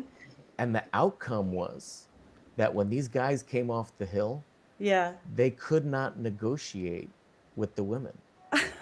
So we would get like whatever we asked, like to sell the stuff for. And Yeah. it wasn't like any type of master plan. It was just something Right. that we like saw afterwards. Like, if we're charging $30 for a bottle of nutrient Yeah. and this guy comes in off the hill and, there's a girl at the checkout counter Mm-hmm. and he asks her to get a deal for $25, he has no chance of getting a Yes. date Huh. with her ever, Yeah. right? And so nobody would ever want to negotiate with the women. So let me ask you, were you ever able to take advantage of that? Where like I honestly guys didn't want to negotiate with you just because you're a pretty lady? didn't want to negotiate with, honestly, Right, like they just gave you the price that you wanted. I think maybe that happened and I didn't know, but also I always had the confidence that my weed was the best weed in the room. Like I 100% knew that you wanted my weed and you wanted to pay what I wanted you to pay for it.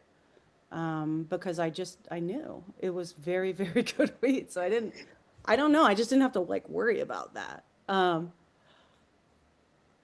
But it Because happened. I I'm mean, saying like women could use it to their advantage, yeah, but I think right? for me, yeah, you could, sure, but like Like also, not feel bad about it.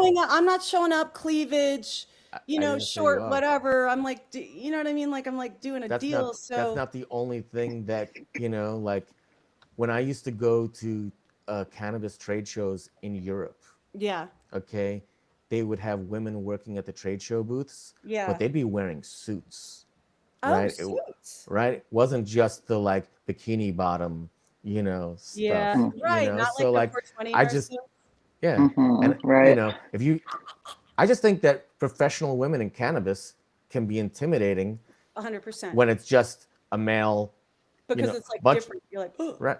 what? Right. A lot of times men don't know. I think What we are can you make doing it clear. A lot of times men don't know how to like handle themselves Right. in They a weren't room with. prepared. They were like, Right. oh shit, I didn't Exactly. realize I was They gonna have to didn't talk to a know. woman. Right. Exactly. I didn't know this beautiful woman was gonna come in here and like Yeah. tell me how much I was gonna pay for Yeah. these pounds. Yeah. So And yeah, like all that stuff is the frivolous excess stuff of weed. You know what I mean? And I'm like, I'm so more focused on like the cultivation, like that's always been my like main focus.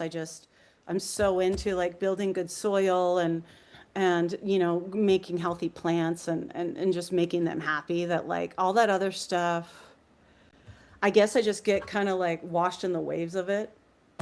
You know what I mean? Like I've managed to make it this long because my flower is really good, and I'm not good at business. I'm not good at branding.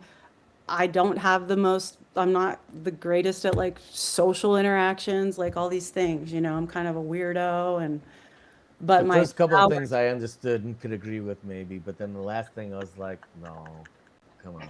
Well, I mean, you know, I do. I have PTSD. And you know, I use cannabis as my medicine. I mean, I legit have a fucking disorder, you know, and like Mhm. cannabis saves my life. Like you know, I Mhm. think the statistic for vets is 22 a day. It's more than 22 veterans a day take their lives from PTSD. It's Yeah. more than that. And I live with PTSD and I use cannabis every single fucking day. I mean, it makes me not want to kill myself. You know, like it's like my medicine. So not only has it saved my life, but it's provided a life for my sons. You know, I have grown Mhm. sons. They're 31 and 29, you know, young men out in the world, second generation, you know, cannabis people. So it's like my relationship with this plant is just, it's just so deep in every way, in every aspect. I just have never been good at the surface part of it. I've just managed to stick around long enough that now people like you want to ask me questions. Well, Mm. can I ask you a question? Can Hmm. you tell us about um, A, how you served our country, and then B, also you said you have PTSD. I do. Before you answer that, I want to have a show, another Yeah. show, believe it or not just, you know, the numbers I want to have a show that focuses on medical cannabis and Yeah. how it saved people's lives. Yeah. It's amazing. It is And amazing medicine. what I really would like is if people could just stand in front of their phone and tell their story. Hmm. Because I don't have enough time to interview everyone, you know, and I want to get as many of these stories out there. Yeah. I did a search on the internet on YouTube for medical marijuana saved my life. And I Right. was struggling to Tell me find about that. videos. I found like Huh. one video that was like 6 months old and it had like a couple hundred views. Yeah. And then it was just like really difficult. And I figured if we make a place where people can tell their stories, then we will have a place where people will know to go and listen to these types of stories. And you know, I was talking to somebody the other day, and they told me they would record their story. I don't know if there's a chance, but what he said was, he's like, yeah, if I could inspire one person to use cannabis and it helped Yes. improve their life, then me telling my story would be worth it. Yeah. And I think Mhm. we can so easily do that, people. I mean, this video will reach thousands of people, Yeah. and if we start telling people how this plant can help other people, Yes. so Definitely. let me It's have a you powerful tell medicine. your medical marijuana weed story for us, if you would, Reba. 100%. I Thank mean, you. most people that are using it, they think it's a recreational use. I mean, they are using it medicinally. They just maybe don't know it. And at that point, it's semantics, right? But Mhm.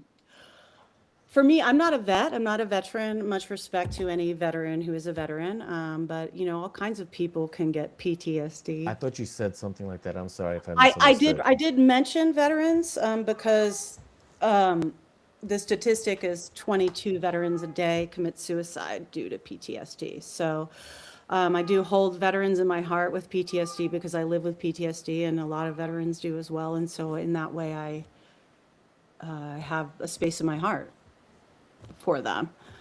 But you know, cannabis for me. So when you have PTSD, it's not curable per se, and you can't think your way out of it. It doesn't matter how much I know what one way is things are supposed to be. You know what I mean? Like I still feel a certain way. My nervous system still tells me. that the world is dangerous every single second, you know, and it's exhausting and it's draining. Um, and I use cannabis to help, you know, kind of calm those symptoms and make me feel better in my body and in my surroundings. When you have PTSD, if you go to a doctor, they're going to prescribe you 4 medicines. And they're just like, here, just take these 4 pills every day for the rest of your life. You're cured. It's an Wow. antipsychotic. It's a fucking this, it's a that, and it's a this. Just be a fucking zombie. Go ahead, have fun. You Mm. know, like, so, you know, I have a very deep gratitude for cannabis, and it's been hard for me to even admit to myself, it is my medicine. It's really weird, right? It's hard to even get to that point in your head where you're like, no, this really is my fucking medicine. Well, You when know? you're done telling your story, I want to talk about that because I often say that, like, I don't feel like I use cannabis medically, but I don't want to interrupt you. That's I'll fine. tell You it know, I just afterwards. feel that if anyone is doing anything a regular way, I mean, there's got to be a medical element There's benefits that to it. happen, right? Correct. It Yeah. might not be the intention behind it, but there's a reason why it's reoccurring. Correct. And it might not be a healthy medicine for you, or depending on what the medicine is. You know what I mean? Like, because some people self-medicate with all kinds of stuff, right? But I feel that that cannabis isn't just a self-medicator; it's a medicator. I mean, it really does help. Um, so for me, that's really actually been really hard to come to terms with the fact that, like, I do have this thing and it's never going to go away. Like, I really have PTSD. It sucks. Like, fuck. Um, but I'm grateful for cannabis because it keeps me in my body. It keeps me okay with being alive and not wanting to get out of this life. So I'm really grateful for that. Well, that's awesome. And I appreciate you sharing that. Hmm. The reason why I tell people that I don't use medical marijuana or I don't use cannabis medically is Yeah. because I can't specifically identify, like, it's not like, oh, my back hurts and so I use Right. cannabis to stop Right. that, right? The other thing is that I've been using it all my life, Yeah. So how would you know? right? And so it's difficult for me to say this is how it helps me. Yeah. And also, because I consume so much cannabis, Hmm. it's I feel like it's not that effective on me. Mm. That I build such a tolerance. And hey, I have to let you ladies talk for a second because I'm getting a Yeah. call from my kids' school. Okay, I'm just gonna let you guys go for a second. Sarah, let's talk about what we're growing right now because someone just asked, what are you growing currently? I grow the lemon G, and I have a strawberry lemonade, which is like a Ooh. strawberry cough times Uh-huh. lemon G that we have going on. Nice. And a little bit of Death Star. Mm. And honestly, that's about it. That's like the daytime and the nighttime. Yeah. You Kind of. got the indica, you got your sativa, because to Are me you it in is soil? medicine too. Hmm. Are you in soil? Soil? No, I mean, if I'm outside, I'm in soil. Yeah. But no, it's cool because you were talking about growing in rock wool slabs earlier. And Originally, yeah, that was my first. yeah, so I grow in sometimes rock wool, a lot of times geolite. But Nice. do deep water culture or I'll do flood and drain tables. Cool. Cool. And So you're for kind of in that me, hydro realm. yeah, totally. And I wondered when you were in the slabs if you were growing with the drip stakes or if you were doing flood and drain. Gosh, it was flood So, and drain, and that yeah, was like, you know, decades ago, but flood right. and drain. And I remember someone mentioning on the chat about when they figured out you could get the Rubbermaid mop thing and like squeeze out those slabs before you throw them Oh, away. yeah, totally. The rock wool. Yeah, Just trying to throw away all your weed grow stuff back then was yeah, hard. But like right now, it was. Yeah. I'm really excited right now because I have some I'm building a living soil bed, so I'm kind of building like an indoor hugel culture style bed. Cool. I'm like layering all the stuff in there and building real soil. And I'm growing blue sushi. So it's Hmm. like Skittles by Cushman's. Oh yeah, there you And go. it is one of those ones that actually carries the real terp on your nose and in Nice. your mouth when you smoke Yeah. it. So I'm really, really excited.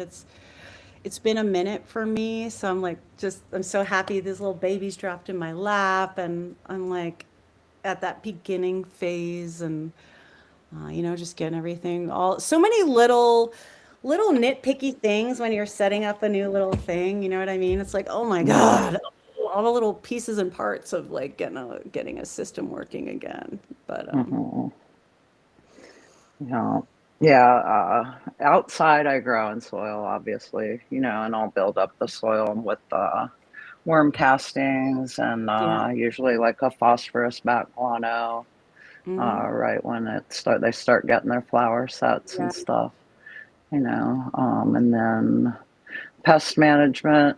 You know, you were talking a little bit about do doing some some consults. IPM work outside and stuff.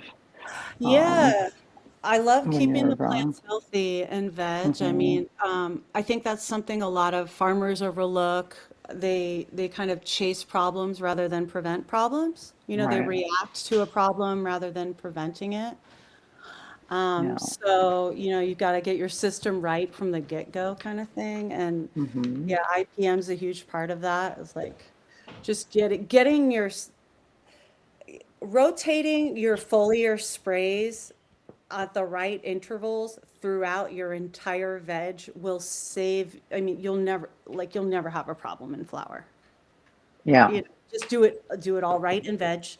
Then they roll into flower and everything's golden. You don't got to worry about any problems. I used to have like, there were some strains where the genetics were just weak, and no matter how good you IPM'd, it didn't matter. At that very last week or two, something was going to pop out. You knew that like powdery mildew was going Powdery to show mildew up on at the sour right. diesel outside. Exactly. Like you can't, there's nothing Hmm. you can do, but for the most part, yeah, Corrosion. or I was gonna say like that sunset sherbet. A lot of those cookies genetics too are pretty weak. I think a lot of that stuff that gets the powdery a lot. I think what happened is they used the Eagle 20 on their moms. It's like systemic. Mm. Fucked up the whole line, so they all get powdery really bad. Remember when everyone used to use Eagle 20 and I never Avid? used Eagle 20. I didn't either. Yeah. The dudes, people were using it. They were just Yeah. I know spraying they it with use their it. own Yeah. That's why I no was saying, mask. like, when somebody says that they think testing was a good thing to come out of, Yeah, Yeah. legalization, sure. you know, 100%. a lot of people would still be using some nasty shit Yeah, if they Right. couldn't, if they you could. Well, know? and some stuff Yeah. even that's labeled organic, it's organic Oh, for bad. people putting it on crops that they're ingesting, but not for something that's combusted, Right. and then they'll find out, oh, well, if I combust this malathion, it puts off cyanide gas, like, whoa, Yeah. so and that's something that's commonly used on fruit trees. So people, that don't have that knowledge because it's not even available because Mhm. there's no room for cannabis being tested because we're not in a country that allows that. Yeah. It's taken us a while to catch up. But I think being back to the basics of what our elders knew is that if you have healthy plants and healthy soil, Yes. then that's not a target for bugs anyway. Bugs want to go somewhere where they can Yeah. colonize an unhealthy, weak Yeah, they need a system that's weakness to not going get to in. put off any resistance to them. So, Yeah. And I yeah, just have like my method is to have a lot of biology, so I have a lot of beneficial biology out competing any kind of pressure that's going to try yeah. to get to my plants. So the soil's teeming with life, the plants themselves, they're teeming with life just on the surface of the leaves.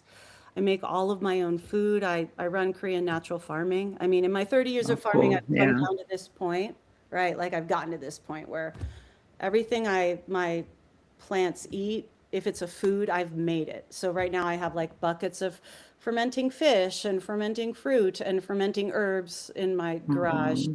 And then also I like run teas, I make compost tea, and I lightly amend the soil, but I'm mainly feeding them, everything that I'm making myself. And it's like the Cadillac of weed, you know what I mean? I'm like, here's your Mhm. salmon dinner, my darling. It's like literally like something I would eat. Yeah.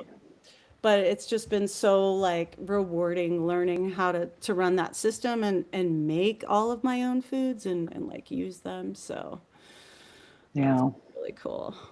I mean, I'm sure we could do an entire couple of hour long episode of you describing how you grow.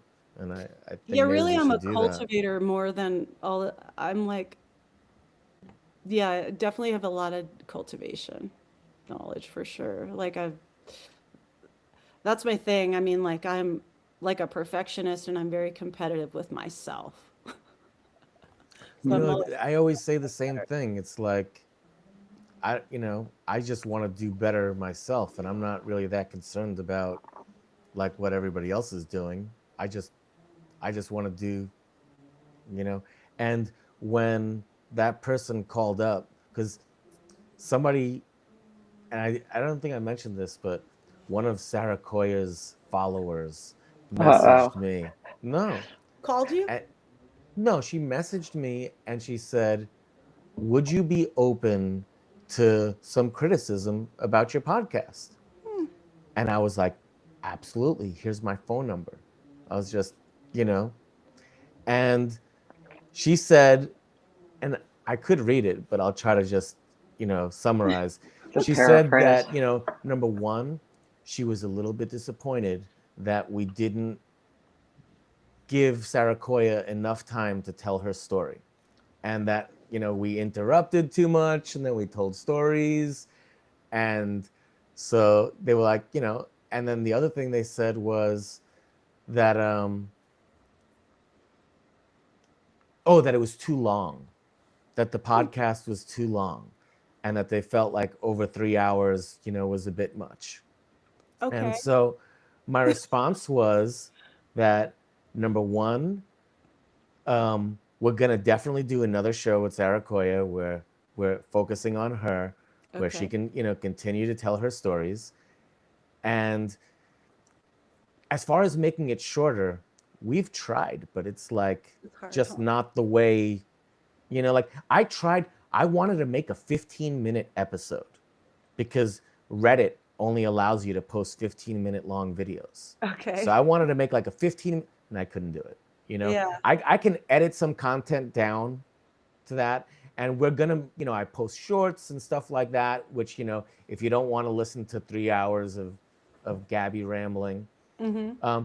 The other thing I said was, I want you to come co-host, not you. I don't want to mention her by name, because I was talking to her, and she speaks really eloquently, and Yeah. she's part of Sarakoya's story, Mm-hmm. So I was like, hey, I want you to interview Sarakoya. I'll just, and she turned me down. So now I'm just like publicly calling Oh her out. no. Like you see what happens when you turn me down? I have to It's call you funny out. And stuff. like, yeah. But Well, she's so a we really were special woman that I also, hope I can be her friend too, because she yeah, seems like really cool. Yeah. yeah, it was cool. I think there were some people that were impatient with the podcast last weekend because they want to talk about weed. But part of our deal too was that we were focused on Bobby's passing, because we just lost Bob Weir, and that's a major loss for Deadheads, Yeah. So we were all like enthusiastically sharing our stories of tour and all of that, and being a guest on somebody else's podcast is a lot like being a guest in their house, from my point of view, like you've had us along to come and have this conversation on your couch and stuff, so I didn't feel interrupted or not. I know that there was a lot more to talk about Lemon G wise. But I did get a few people messaging me about that. But I think to me, I had attributed it to just, old heads sitting around talking about weed and tour, which is kind of like what we're doing now, So we one just thing, share our experiences, so one thing I wanted to Uh, add. So Notso Dog, he had the wrong link Yeah. apparently. It wasn't working, just like with the both of you earlier. And Hmm. then I put my phone on do not disturb. Oh. So he was This is trying the to get same. in, Yeah. but like, he tends to like have a lot to say. I have a lot to say, maybe not as much as he does. But what I'll say is when he's on the show, we get twice as many people watching, Mm. right? Yeah. So like the bottom line is, that's good. That's Yeah. good to get twice as many people hearing Saraquoia's story, and unfortunately not this time with Reba, but you know, and there's maybe like 1% or 2% that don't love like everything that comes out of his mouth. People really just love listening to him tell stories and stuff. So I'm sorry that he couldn't be here today. It Is was he not complete. coming on today at I all? don't think so because like he messaged me like half hour, 45 minutes after I realized it, and so I don't think he's gonna be here. And I do have to split, but what I wanted to do was invite you ladies to Yeah. just continue talking as long as you wanted to. And I'm gonna have it on, like, I mean, we can end the show in like 5 or 10 minutes, or you ladies can just keep going. Because one thing that I was saying before is Yeah. eventually I would like to turn this show over to women, that like the women are actually hosting the show, and hopefully I can be a guest on the sideline interjecting like, you know, the male perspective. So, what do you ladies think? Do you want to continue going, or do you think we need to wrap it up soon too? No pressure. I'm flexible. So, Yeah. I think you ladies should keep it going. Let's see. So, Yeah, we could keep it on a few I mean, minutes here and like, you can just but stop whenever you're ready to yeah. stop. You just stop. So, but we'll just anyway, leave Oh, it on all day. yeah, there we that's go. okay. Uh, I you were just starting to tell some really great stories, so I don't want to cut off your flow. So it says, "Awesome, Gabby. Let him have the floor and talk plants. Super cool." Yeah, Yeah, I we can mm, mean, answer questions too if you guys have yeah, to, we could do a Q&A, like a few minutes Q&A or something. because we And can talk then forever. yeah, I mean, and I do think we could come around again and do like Ohio weed stories or oh well, Humboldt that weed that I I stories. want mean, to be I barely separate. You scratched the surface of Yeah, I I think we know. need to do weed an Yeah. knowledge, Ohio you show and guys. I be open mean, to having some men in it. Yeah, for sure. No, Ohio, there's women and men in Ohio's weed stories for sure. And another thing that I think can be discussed is that there's a big connection between Humboldt and Ohio, or just, there must be, yeah, uh, you genetic know, codes. Hmm. yeah, yeah. We've all People that lived here that ran the Ohio Normal back in the day, that toured with Jack Hare, are listed in the back of his Emperor Wears No Clothes, lists Athens, Ohio, and thanks people in Athens, Ohio, like in the back of Jack's original book, and you can look that up. Kevin Morgan is one of those people. He's an artist here. hmm And he does art for Dark Star Orchestra and people. But there's that connection from, the people that were on the ground here in Ohio that cared about cannabis and the people that were on the ground in California, as far back as the 70s. yeah. Um, so, um, and I think some of those same people, they had their little weed routes going from Humboldt up to Seattle, and back down. And um, definitely genetics were carried back and forth through those channels, including the original G13, Yes. which is part of the genetics for the lemon G. Um, I remember and the you G13 was remember the strong. G13? Oh yeah. I mean, for back then it was strong. Yeah. Yeah. I mean, I had a couple of people reach out to me since we did this last podcast that are like, I remember that old G13, and I'm trying to track it down still right now. Yeah. But it was I was told from the guys in Kentucky back in the day that it was coming from or it had traveled here from Washington State, via Ohio. But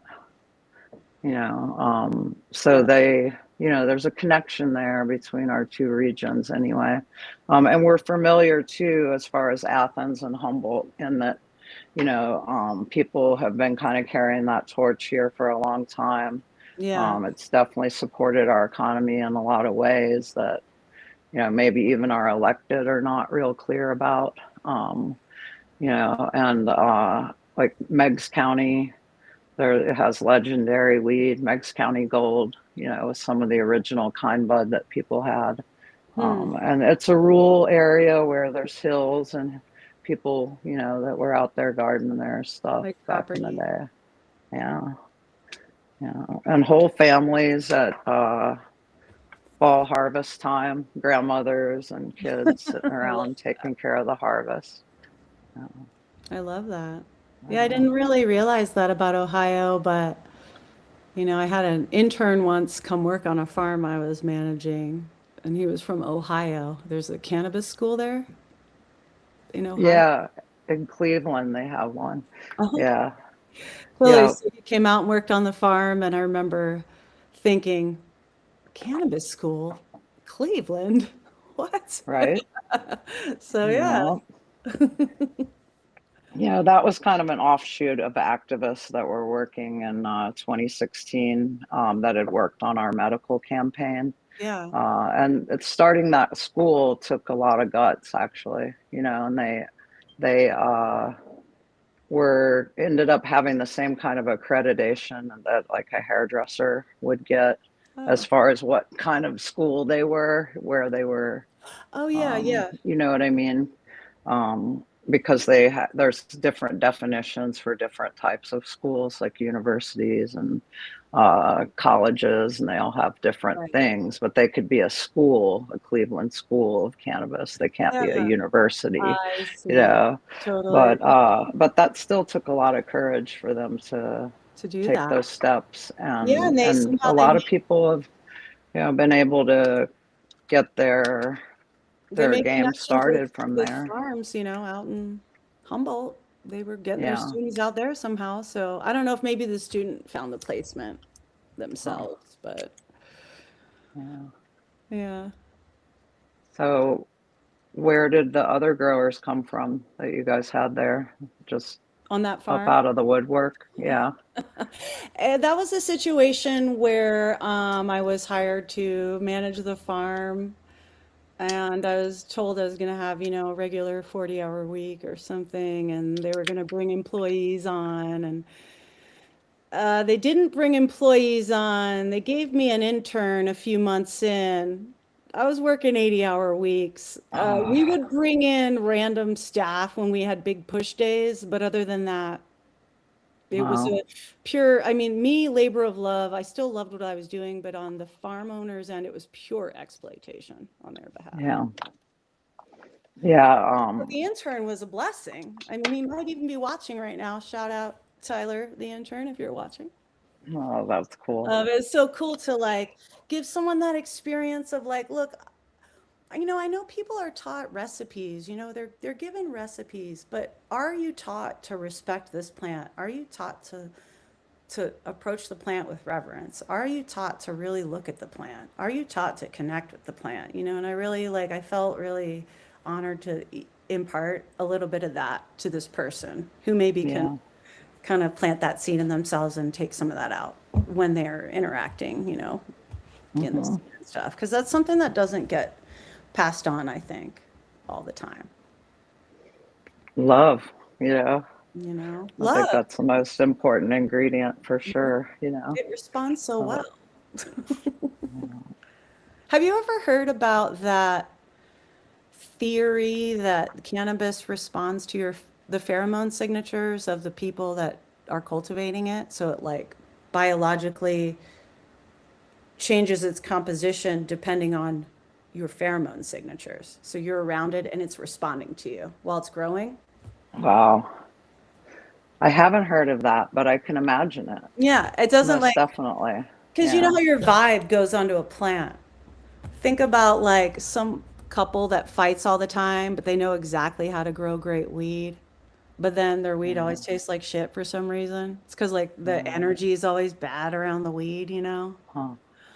But yeah, I'd like Huh. to see some studies on that. I feel that it's a very sophisticated plant and it does respond to us like while it's alive, you know, and we can alter it like with our thoughts and our energy, just being around it. Yeah. Yeah.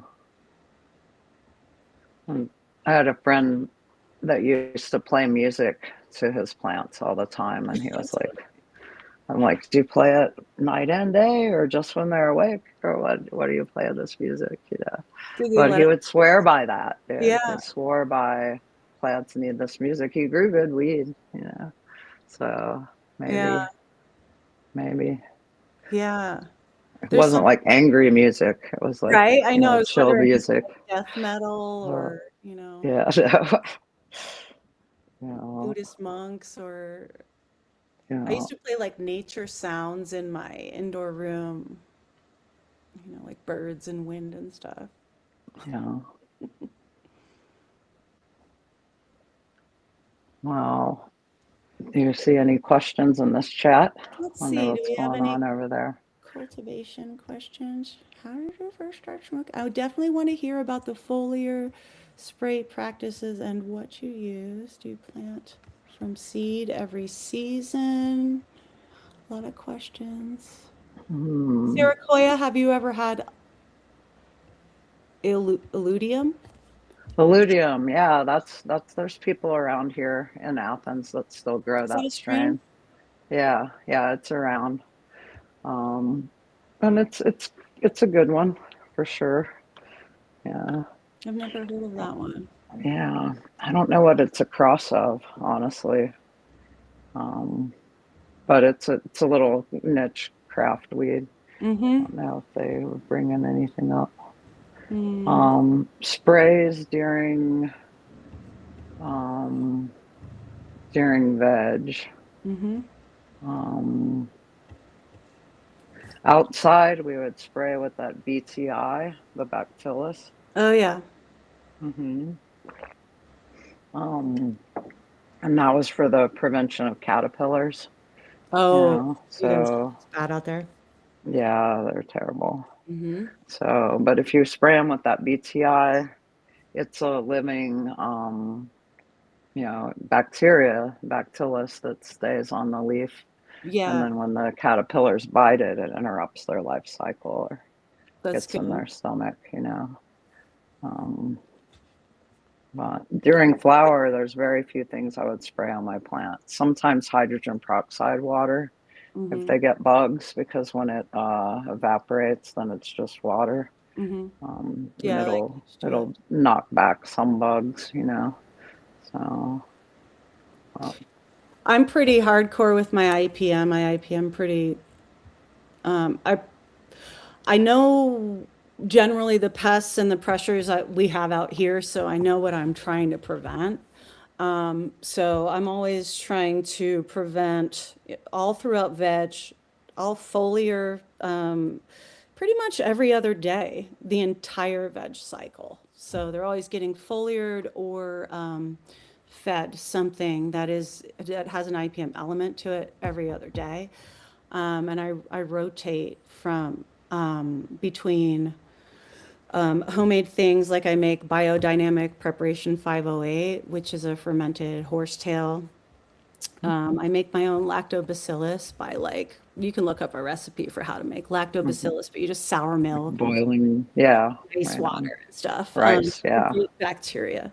yeah. I use organicide, safer organic insecticide soap. I use hmm Venerate, which is like a plant extract. And the really important one that I use is Suffoil X. It is preventing russet and broad mites. It's an oil. Uh-oh. You're frozen, right? Mixed Mm, with the compost tea. yeah. Every other day, my plants are getting foliar sprayed underneath, over top. in the lights off, they're drying off, and then the lights are back on when the leaves are dry. I'm insane about it, but I've, managed like 16,000 square feet of outdoor canopy running my IPM, and I Yeah. not a bug or a PM on the farm. You know what I Heck mean? yeah. And it's like, so I know that, like I just, and like you were saying earlier, like the healthier the plant is, the better it's going to be. So it's like if it doesn't have to Yeah. fight off bugs or molds or pressures, it's the flower is going to be better, Way better. Yeah. And have a better yield. Yeah. Yeah. Veg is really important. I think it gets kind of overlooked. Yeah, thrips Mm-hmm. and gnats. Thrips suck. One thing I noticed is, if you're reacting to a problem, it's almost too late already. Like with cannabis, it's prevention. Yeah. Help you That's out the it. most. Yeah. Yeah. The lemon is super finicky. So if like anything goes wrong with my plant, it's not going to yield. Yeah. If it gets too hot, if Totally. it gets bugs, if Right. whatever, it's It not likes going to everything yield. just so. Yeah. Just so. And sometimes if it's like real early flower and something goes on, like, oh, something didn't get watered, or, I wasn't here, I was counting on rain, there was a Or you looked drought, at it wrong. You right. didn't give it a Yeah. compliment on the right Ooh, day. right. Yeah. But I mean, once it starts being finicky like that, I know from experience just to get rid of it, and just Yes, start over, because that's good. rather do that than wait out what's going Yeah, to have like be a one leaf and produce 100%. nothing.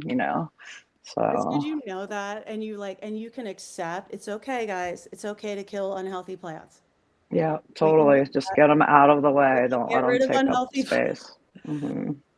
I mean, Yeah. I've seen farmers hold on to plants they know have, russet mites or broad mites on them Oh, because they just those are don't the know worst. genetics. But I'm like, yo, Yeah. the No. problem's never gonna go away, and you're giving it to Right. the rest of us. Yeah. You know? Yeah. No, I was inspecting plants at one of our cannabis events last year before people could come in. It Good. was me and one other lady, Oh my talk God. about intimidating. It was like the two of us with our rubber gloves coming to Yes. inspect your plants Were you before in you like can, a one of those like a like, Tyvek, oh, like a Walter where are you White? guys going with those gloves? Yeah, Yeah. totally. But I don't know. I've over the years, you just learn how to spot that stuff, and then I'm Oh yeah. unfortunately the one that usually finds the bugs with our group. Be like, Thank oh, I'm goodness someone sorry, has but you have an eye for it. bugs. But I'm not, you got to look for it, and yeah, some people just, it's yeah, like, because they don't want to look, because they don't want to know, because they don't want to have right, to kill their plant. But guys, it's just better to yeah. You keep got it, to deal with it. you got to Yeah, deal with it. Take care of the yeah, babies.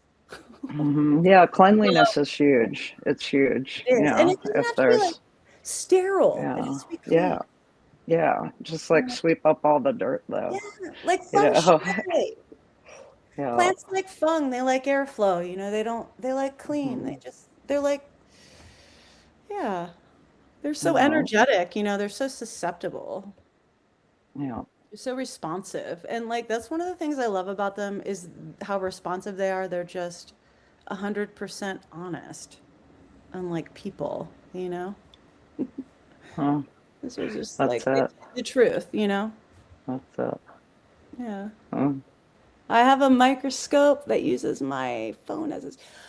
Yeah, I have an actual microscope, like a light microscope, Uh-huh. so I can see the microorganisms. I have studied a little That's bit of cool. soil science, so I do try to like when I'm making teas, I'll check the sample and see what I got in there. I know what bad nematodes look like, and I know what good Huh. nematodes look like, and fungi and bacteria and all that stuff. And I mean, I would say if like you're a grower, and I'm not giving you advice, I'm giving people in the chat advice, but would be to invest in some sort of like either a dissecting microscope or something like a microscope you can pop on your phone, because some of these things you can't diagnose without a microscope. I mean, you have to Right. literally magnified to see Mm-hmm. some of the problems, and you really get into it, then you're going to want to be able to diagnose stuff, you know? Hmm. See. People are commenting they have a clean nursery. That's good. Yay, we That's like it. clean. Yeah. Cleanliness is next to cloneliness. Yes, it is. Oh, yeah. Yeah, and then water too, like having good water. Yeah. Oh my Um, gosh, totally. I don't know. Getting Up the there, clean. you guys probably have a lot of well water or spring Yeah, water. it's incredible water here. Yeah, yeah, Uh-huh. Yeah, I do that's feel lucky in amazing. that. But I've had to use RO filters before, you know, to handle my water. I'll Yeah, I do use stuff one here. like put some humic acid in your water first to kind of eat up the chloramine and stuff. That'll help dissolve. Because now I think they use chloramine instead of chlorine in Right, depending on what your municipality is, and the chloramine doesn't filter out with an it doesn't. RO. Yeah, The humic will but humic acid, a few drops of that in your water first before you do your silica will bind to the chloramine, good to essentially know. making it like making it busy, and Good then to you can get know. other stuff in there. Yeah. Yeah, very cool. Yeah. You know, yeah, I use amino that has silica in it that Nice. I add back into my water, and then very little nitrogen, usually just the strain that I grow. Right, it Doesn't doesn't want it get because it'll just right. like I heard you saying that last week that like she jumps, like she Yeah, doesn't need any nitrogen. right. Yeah. You don't want to And, encourage and that's the other thing. If you are growing a lot of different varieties of yeah. plants, then it's harder to maintenance all of that, Yeah, because people, they want different they things. do. They really Hmm. do. You do have to get and like over the years I've gotten better at like figuring it out quicker because if you've grown a lot of stuff, there's certain flavors or whatever. But thinking back, I mean, some stuff is really hard to grow and it just always is. I mean, it's not like a beginner strain, you know, like OG Kush or Right. something. That's not a beginner strain. I mean, Right. it's challenging. You know, there's Hmm. like strains make you work for them. They're just like people. They have personalities, you know, Yeah, they do. and Hmm. yeah. Checking the chat. Got Yeah, Chad Westport in the very chat. cool. Good Mm. conversation. Yeah, this pleasure in water within 10 minutes of getting water from the tap. No ill effects. But it will accumulate over time. That makes sense. Hmm. You know, I think it's like if you can, you know, might as well try and do everything as best as you can. But like cannabis, you know, is forgiving and it can handle things not being perfect. Hmm. But we're all chasing that perfect harvest, aren't we? Like I'm always trying to. Every time I grow, I want it to be, you know, better than the last time I did it. So. Right. Yeah, me, I stay busy. I mostly grow for stash, so Mhm. I definitely care about the quality of it, because I'm gonna keep most of it, Yeah, just yeah. it's So that's where it's at isn't for that sure. beautiful just to be able to do that? Hmm. Yeah, and I'd even love just to doing trade that, them. We should huh? trade. We should Yeah, trade. yeah, I'll grow a little bit of yours and you can grow a little bit of mine, and then we'll trade. yeah. That sounds great. I like to do that. Yeah. So yeah, yeah. That's why this whole crackdown with Ohio, if they feel like if they can. Create laws that prevent us from trading our cannabis and sharing it with others, then that's going to drive everybody back to their dispensary. Mm-hmm. So I know that's part of their long term goal, and being that unjust laws are meant to be Absolutely. resisted, Yeah. I'm not. I'm willing to keep sharing my cannabis. Plus, I'm in Athens, where we have no fines, no court costs Good. for You're misdemeanor in the offenses bubble. like sharing our cannabis, which we'll continue to do here. So it's like So Athens is like the Humboldt of Ohio. If I go to I think Ohio, so. I'll Yeah. Well, yeah, it is. And then, like, Ah, I'm trying to relate better, because Meigs County, our Meigs is north of, or is south of us, though, where Humboldt is, most of the activity is to the north, of there. Yeah. But Meigs County is our like adjacent growers community, and then Athens is where our like nutty little college community is. Right, right. Yeah, Oh, so we oh, have oh. What's the school called there? it's Ohio University is Is our school Antioch here. there too? No, Antioch's in Yellow Springs, I used to which want to is go the to other that little pocket of sanity in Ohio, if you will. school I wanted to go to But when I was in high yeah, school. I remember looking at that. I'm seeing some questions in the chat about what do I use against spider mites? Someone said Lost Close plant therapy. I don't like that stuff. Sorry. I I don't really like don't the like that stuff at peppermint. all. I do not like. Yeah. I just think it's like, but what do I use? Well, I prevent. First of all, if you already see them, you're fucked. But you can get rid of Yeah. them, I guess. But I prevent spider mites with like I was talking about every other day throughout veg. I am alternating between a soap based, a microorganism based, and like a plant extract based IPM, and an oil based. So it'll be like Oil, a yeah. soap, it'll be a break. And they attack the soft bodied and then the hard bodied bugs, right? So throughout veg, I am preventing spider mites by using products like organic safer soap and venerate. Those are two products that will kill spider mites and prevent them, also like thrips and all kinds of stuff like that. The Suffoil X is what kills things like russet mites and broad mites. And then I use like the biologicals, like so that you get the bacteria on the leaf surface, like you were talking about. Yeah, That bacteria BTI. sticky. So the biologicals are going to put the bacteria on the leaf surfacing and protect your leaf surface from being able to be bitten by stuff. So that's how I deal with spider mites. Also, another thing I put in my room all the time are those sticky traps. I have the yellow and the blue sticky traps. I'll buy a huge stack of them every single week. They're getting changed out. So I'm looking and you can see, oh, what do I have? First of all, it'll catch what you have. Sometimes it's enough to just kill off a little something. It's a way to prevent as well, but it's also like a good thing to have in your room. Always have those sticky traps in there so you know what's going on in your room. People have mentioned both the Lost Coast and Trifecta. And there's another brand of all of that, which is called Green Cleaner. I But don't use essentially, that. all three of these Yeah, products are an alcohol, I don't an like those. oil, and a Thank soap you. all in one, right? Thank you for So, bringing up the right, alcohol part. Let's right. talk about Yeah. alcohol and trichomes, people. Uh, What does it do? Guys, what does alcohol it's do to a gonna trichome? dry up. Yeah, it's gonna dissolve your trichomes, huh? Light and flower.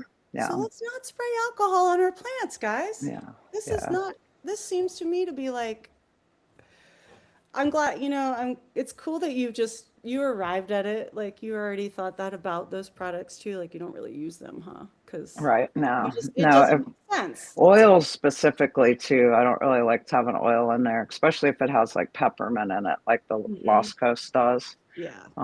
Another thing I think dirt farmers can do to prevent bugs is to mix diatomaceous earth in with their soil when they're Yeah. first getting their soil going before they ever even pot that plant. Mhm, mhm, Add your diatomaceous earth in there because that's mhm, going to cut up the exoskeletons of soil bearing bugs. mhm. And then you can put a layer over the top if you're having things outside or, you know, periphery in the area past where your garden is and Away not from where your your garden. garden is, I'll do that sometimes. Man, a lot of people use neem. I never use Yeah. neem. I Yeah, I don't don't like like neem. neem. I Yeah. used to use neem. Too I was oily. taught to use neem, originally. I don't Hmm. like it. It gives me a headache. I don't like what it does to the plants. I feel like it kills more than it needs to. It's not just, yeah, I think it's a unnecessary tool of the garden. I don't think we need to use neem anymore. Yeah. Yeah. I think it does hurt microbial life. Yeah, it does. It's an antimicrobial. So it does. Yeah. And like with, IPM, if you're organic, the whole deal is like out compete. So you want to outcompete any pest or pathogen with something beneficial and biological. So that could be like through your, your microbes, or Hmm.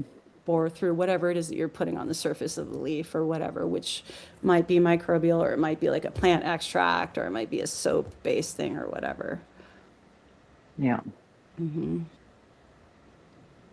Yeah. And then powdery mildew. I know Oh yeah. sometimes people talk about they'll use enzymes, Yeah, that's what on. the lab is, an enzyme that will eat the powdery mildew, lactobacillus. Hmm. Or what about citric acid based compounds? I haven't, much use to them. Yeah. Yeah. Yeah, I know people around here that get citric acid, and I know that Dr. Zymes, which is popular, Yeah, that is. is enzymes, but it's also citric acid based. And the Yeah. concept there is that it changes the pH of the leaf, and the powdery mildew can't live in that pH Makes zone. sense. Like it's too Yeah. alkaline for the mildew to live. Yeah, there's a And I've seen it work yeah, and people use it. So getting rid of it like I know once you people used to use like a baking soda compound to get rid of powdery mildew. mm-hmm. And my grandma used to do that even back with like our cucumbers and stuff when I was a kid. But I think in cannabis, it's bad because it can be salty for one, Yeah. and it dries and it looks kind of like powdery mildew. It's just, Right, right, totally. You're like, oh, what's the what point? is it? Is it powdery mildew or is it the IPM I sprayed on it yesterday? Yeah. So that's a bad one. Um, but Yeah, powdery mildew. Gosh, that was a rough one. I mean, I think in yeah, you guys California, may they don't not even. have that as much there, huh? No, we do. Oh, it's Oh, bad. you do, huh? Oh yeah, it was Yeah, a we get it in the fall thing. here. But I Yeah. don't think they even test for it in California on legal weed anymore because I just don't think they do. Someone in the chat might answer that question. Do they test for PM in legal weed in California? I don't know. I don't think they do because what I'm noticing is legal operations, they don't treat for it and they don't prevent it anymore. They don't care. So I don't think it's being Wow. tested. Yikes. Yeah. Yeah. It's hard to get rid of in big grows. I know they have to like really keep shit clean. Yeah. Can you imagine getting powdery mildew in a big grow and I having to mean, yeah, try to yes, combat it's like that? I get like start to sweat when I like think about it. Any kind of Uh, problem like that in a big grow, because yeah. you know, Yeah. it just that's where prevention is everything, guys. I Yep, can't it is. stress it enough. You just have to prevent. Don't wait. Don't wait till it's too Yeah. late. Somebody's asking about why would they use diatomaceous earth if she's got a living soil? And That's an that's organic fair. ingredient. I mean, well, Uh, that doesn't that just would diatomaceous earth. I mean, it Yeah, depends maybe if you would had it kill the earthworms in the there yeah, or what you had in does there. it mess with your microorganisms in your soil? Might die Right. 'cause it Yeah, I don't cuts know. I don't think it affects microbes at all. But I it don't doesn't know affect the about microbes. like nematodes or things that are larger than microbes. Yeah. Somebody's mentioned sulfur for powdery mildew, which is definitely a good one to use. So, but again, sulfur, if you use like a wettable sulfur powder and you spray it on there, or Ooh, if you put the sulfur directly on your leaves, then one, it smells terrible in an indoor mhm. grow. I And never use second, it can kind of be mistaken for other, or you might not notice if you still have the mildew, if you have that sulfur compound on the leaves. Hey boy. So I've never it's really not my used sulfur either. choice, but It's not my I mean, it's an antibiotic kind of sulfur is. It's definitely, I'm uh, allergic to it, so I can't oh use no. it, which is fine. I found other ways to prevent, but I also find, yeah, that micronized sulfur is amazing. But I Yeah. have found that sulfur isn't good for trichomes either. Huh. So Yeah, if that you're like makes a sense. resin farmer, Yeah. you don't want to fucks with sulfur or like alcohol on your weed. It like burns the trichomes. Yeah. Yeah. But that micronized sulfur is fucking cool. If you have a PM problem, like you've got it and you want to get rid of it, that micronized sulfur is amazing Yeah. for sure. It's hard to get though, Yeah. that specific product. Yeah, it's just messy indoors for sure, you know. Oh, I gotta So say, powdered sulfur doesn't kill russet mites, guys. Just letting you know. no. It does not. Russet mites are the worst as They far as really are. mites go. They're They're bad. you have to be nuclear to get Yes, you rid of do. russet And you've got mites, to you know. be willing to kill plants, guys. You have to kill Yeah. plants. I've definitely gotten rid of them. But you're right, it's nuclear, and you really do have to be like on lockdown. Holy smokes. Yeah. Some serious stuff. Russet mites are like a nightmare. Yeah, they are. A Yeah. nightmare. Any mites really, like mites and thrips, those are the most pain of all of the bugs that you can get in your You garden, know, you know. some of those aphids are So very relentless as well. yeah. There's been some strains of aphids that have been like fierce. Wow. So I always thought of aphids like they're kind of dumber than, you know, like ants farming them and stuff, you know. Yeah. Yeah, I've Right? only experienced like those like grape shaped Oh, right. ones They're where you like could little kind of sheep. just spray them off the plant. Totally. So yeah. There was some intense ones hitting outdoor crops here a few years ago that were like resistant to a lot of the treatments. But it might Yeah. have been it might have been one of those things where if you had been doing preventative all along, they maybe never would have even gotten them in the Right. first place. So, Well, I think around here, just from all the years of people using perithrin, that there's like a Athens County perithrin resistant oh yeah, mite. You know, that and they makes have to sense. find Yeah, other stuff. that's what Yeah. happens. They want to live, you know. They're gonna Hmm. evolve and do what they need to do to survive, and we got to stay on our toes and Yeah. we have to be ahead of the bugs Yeah.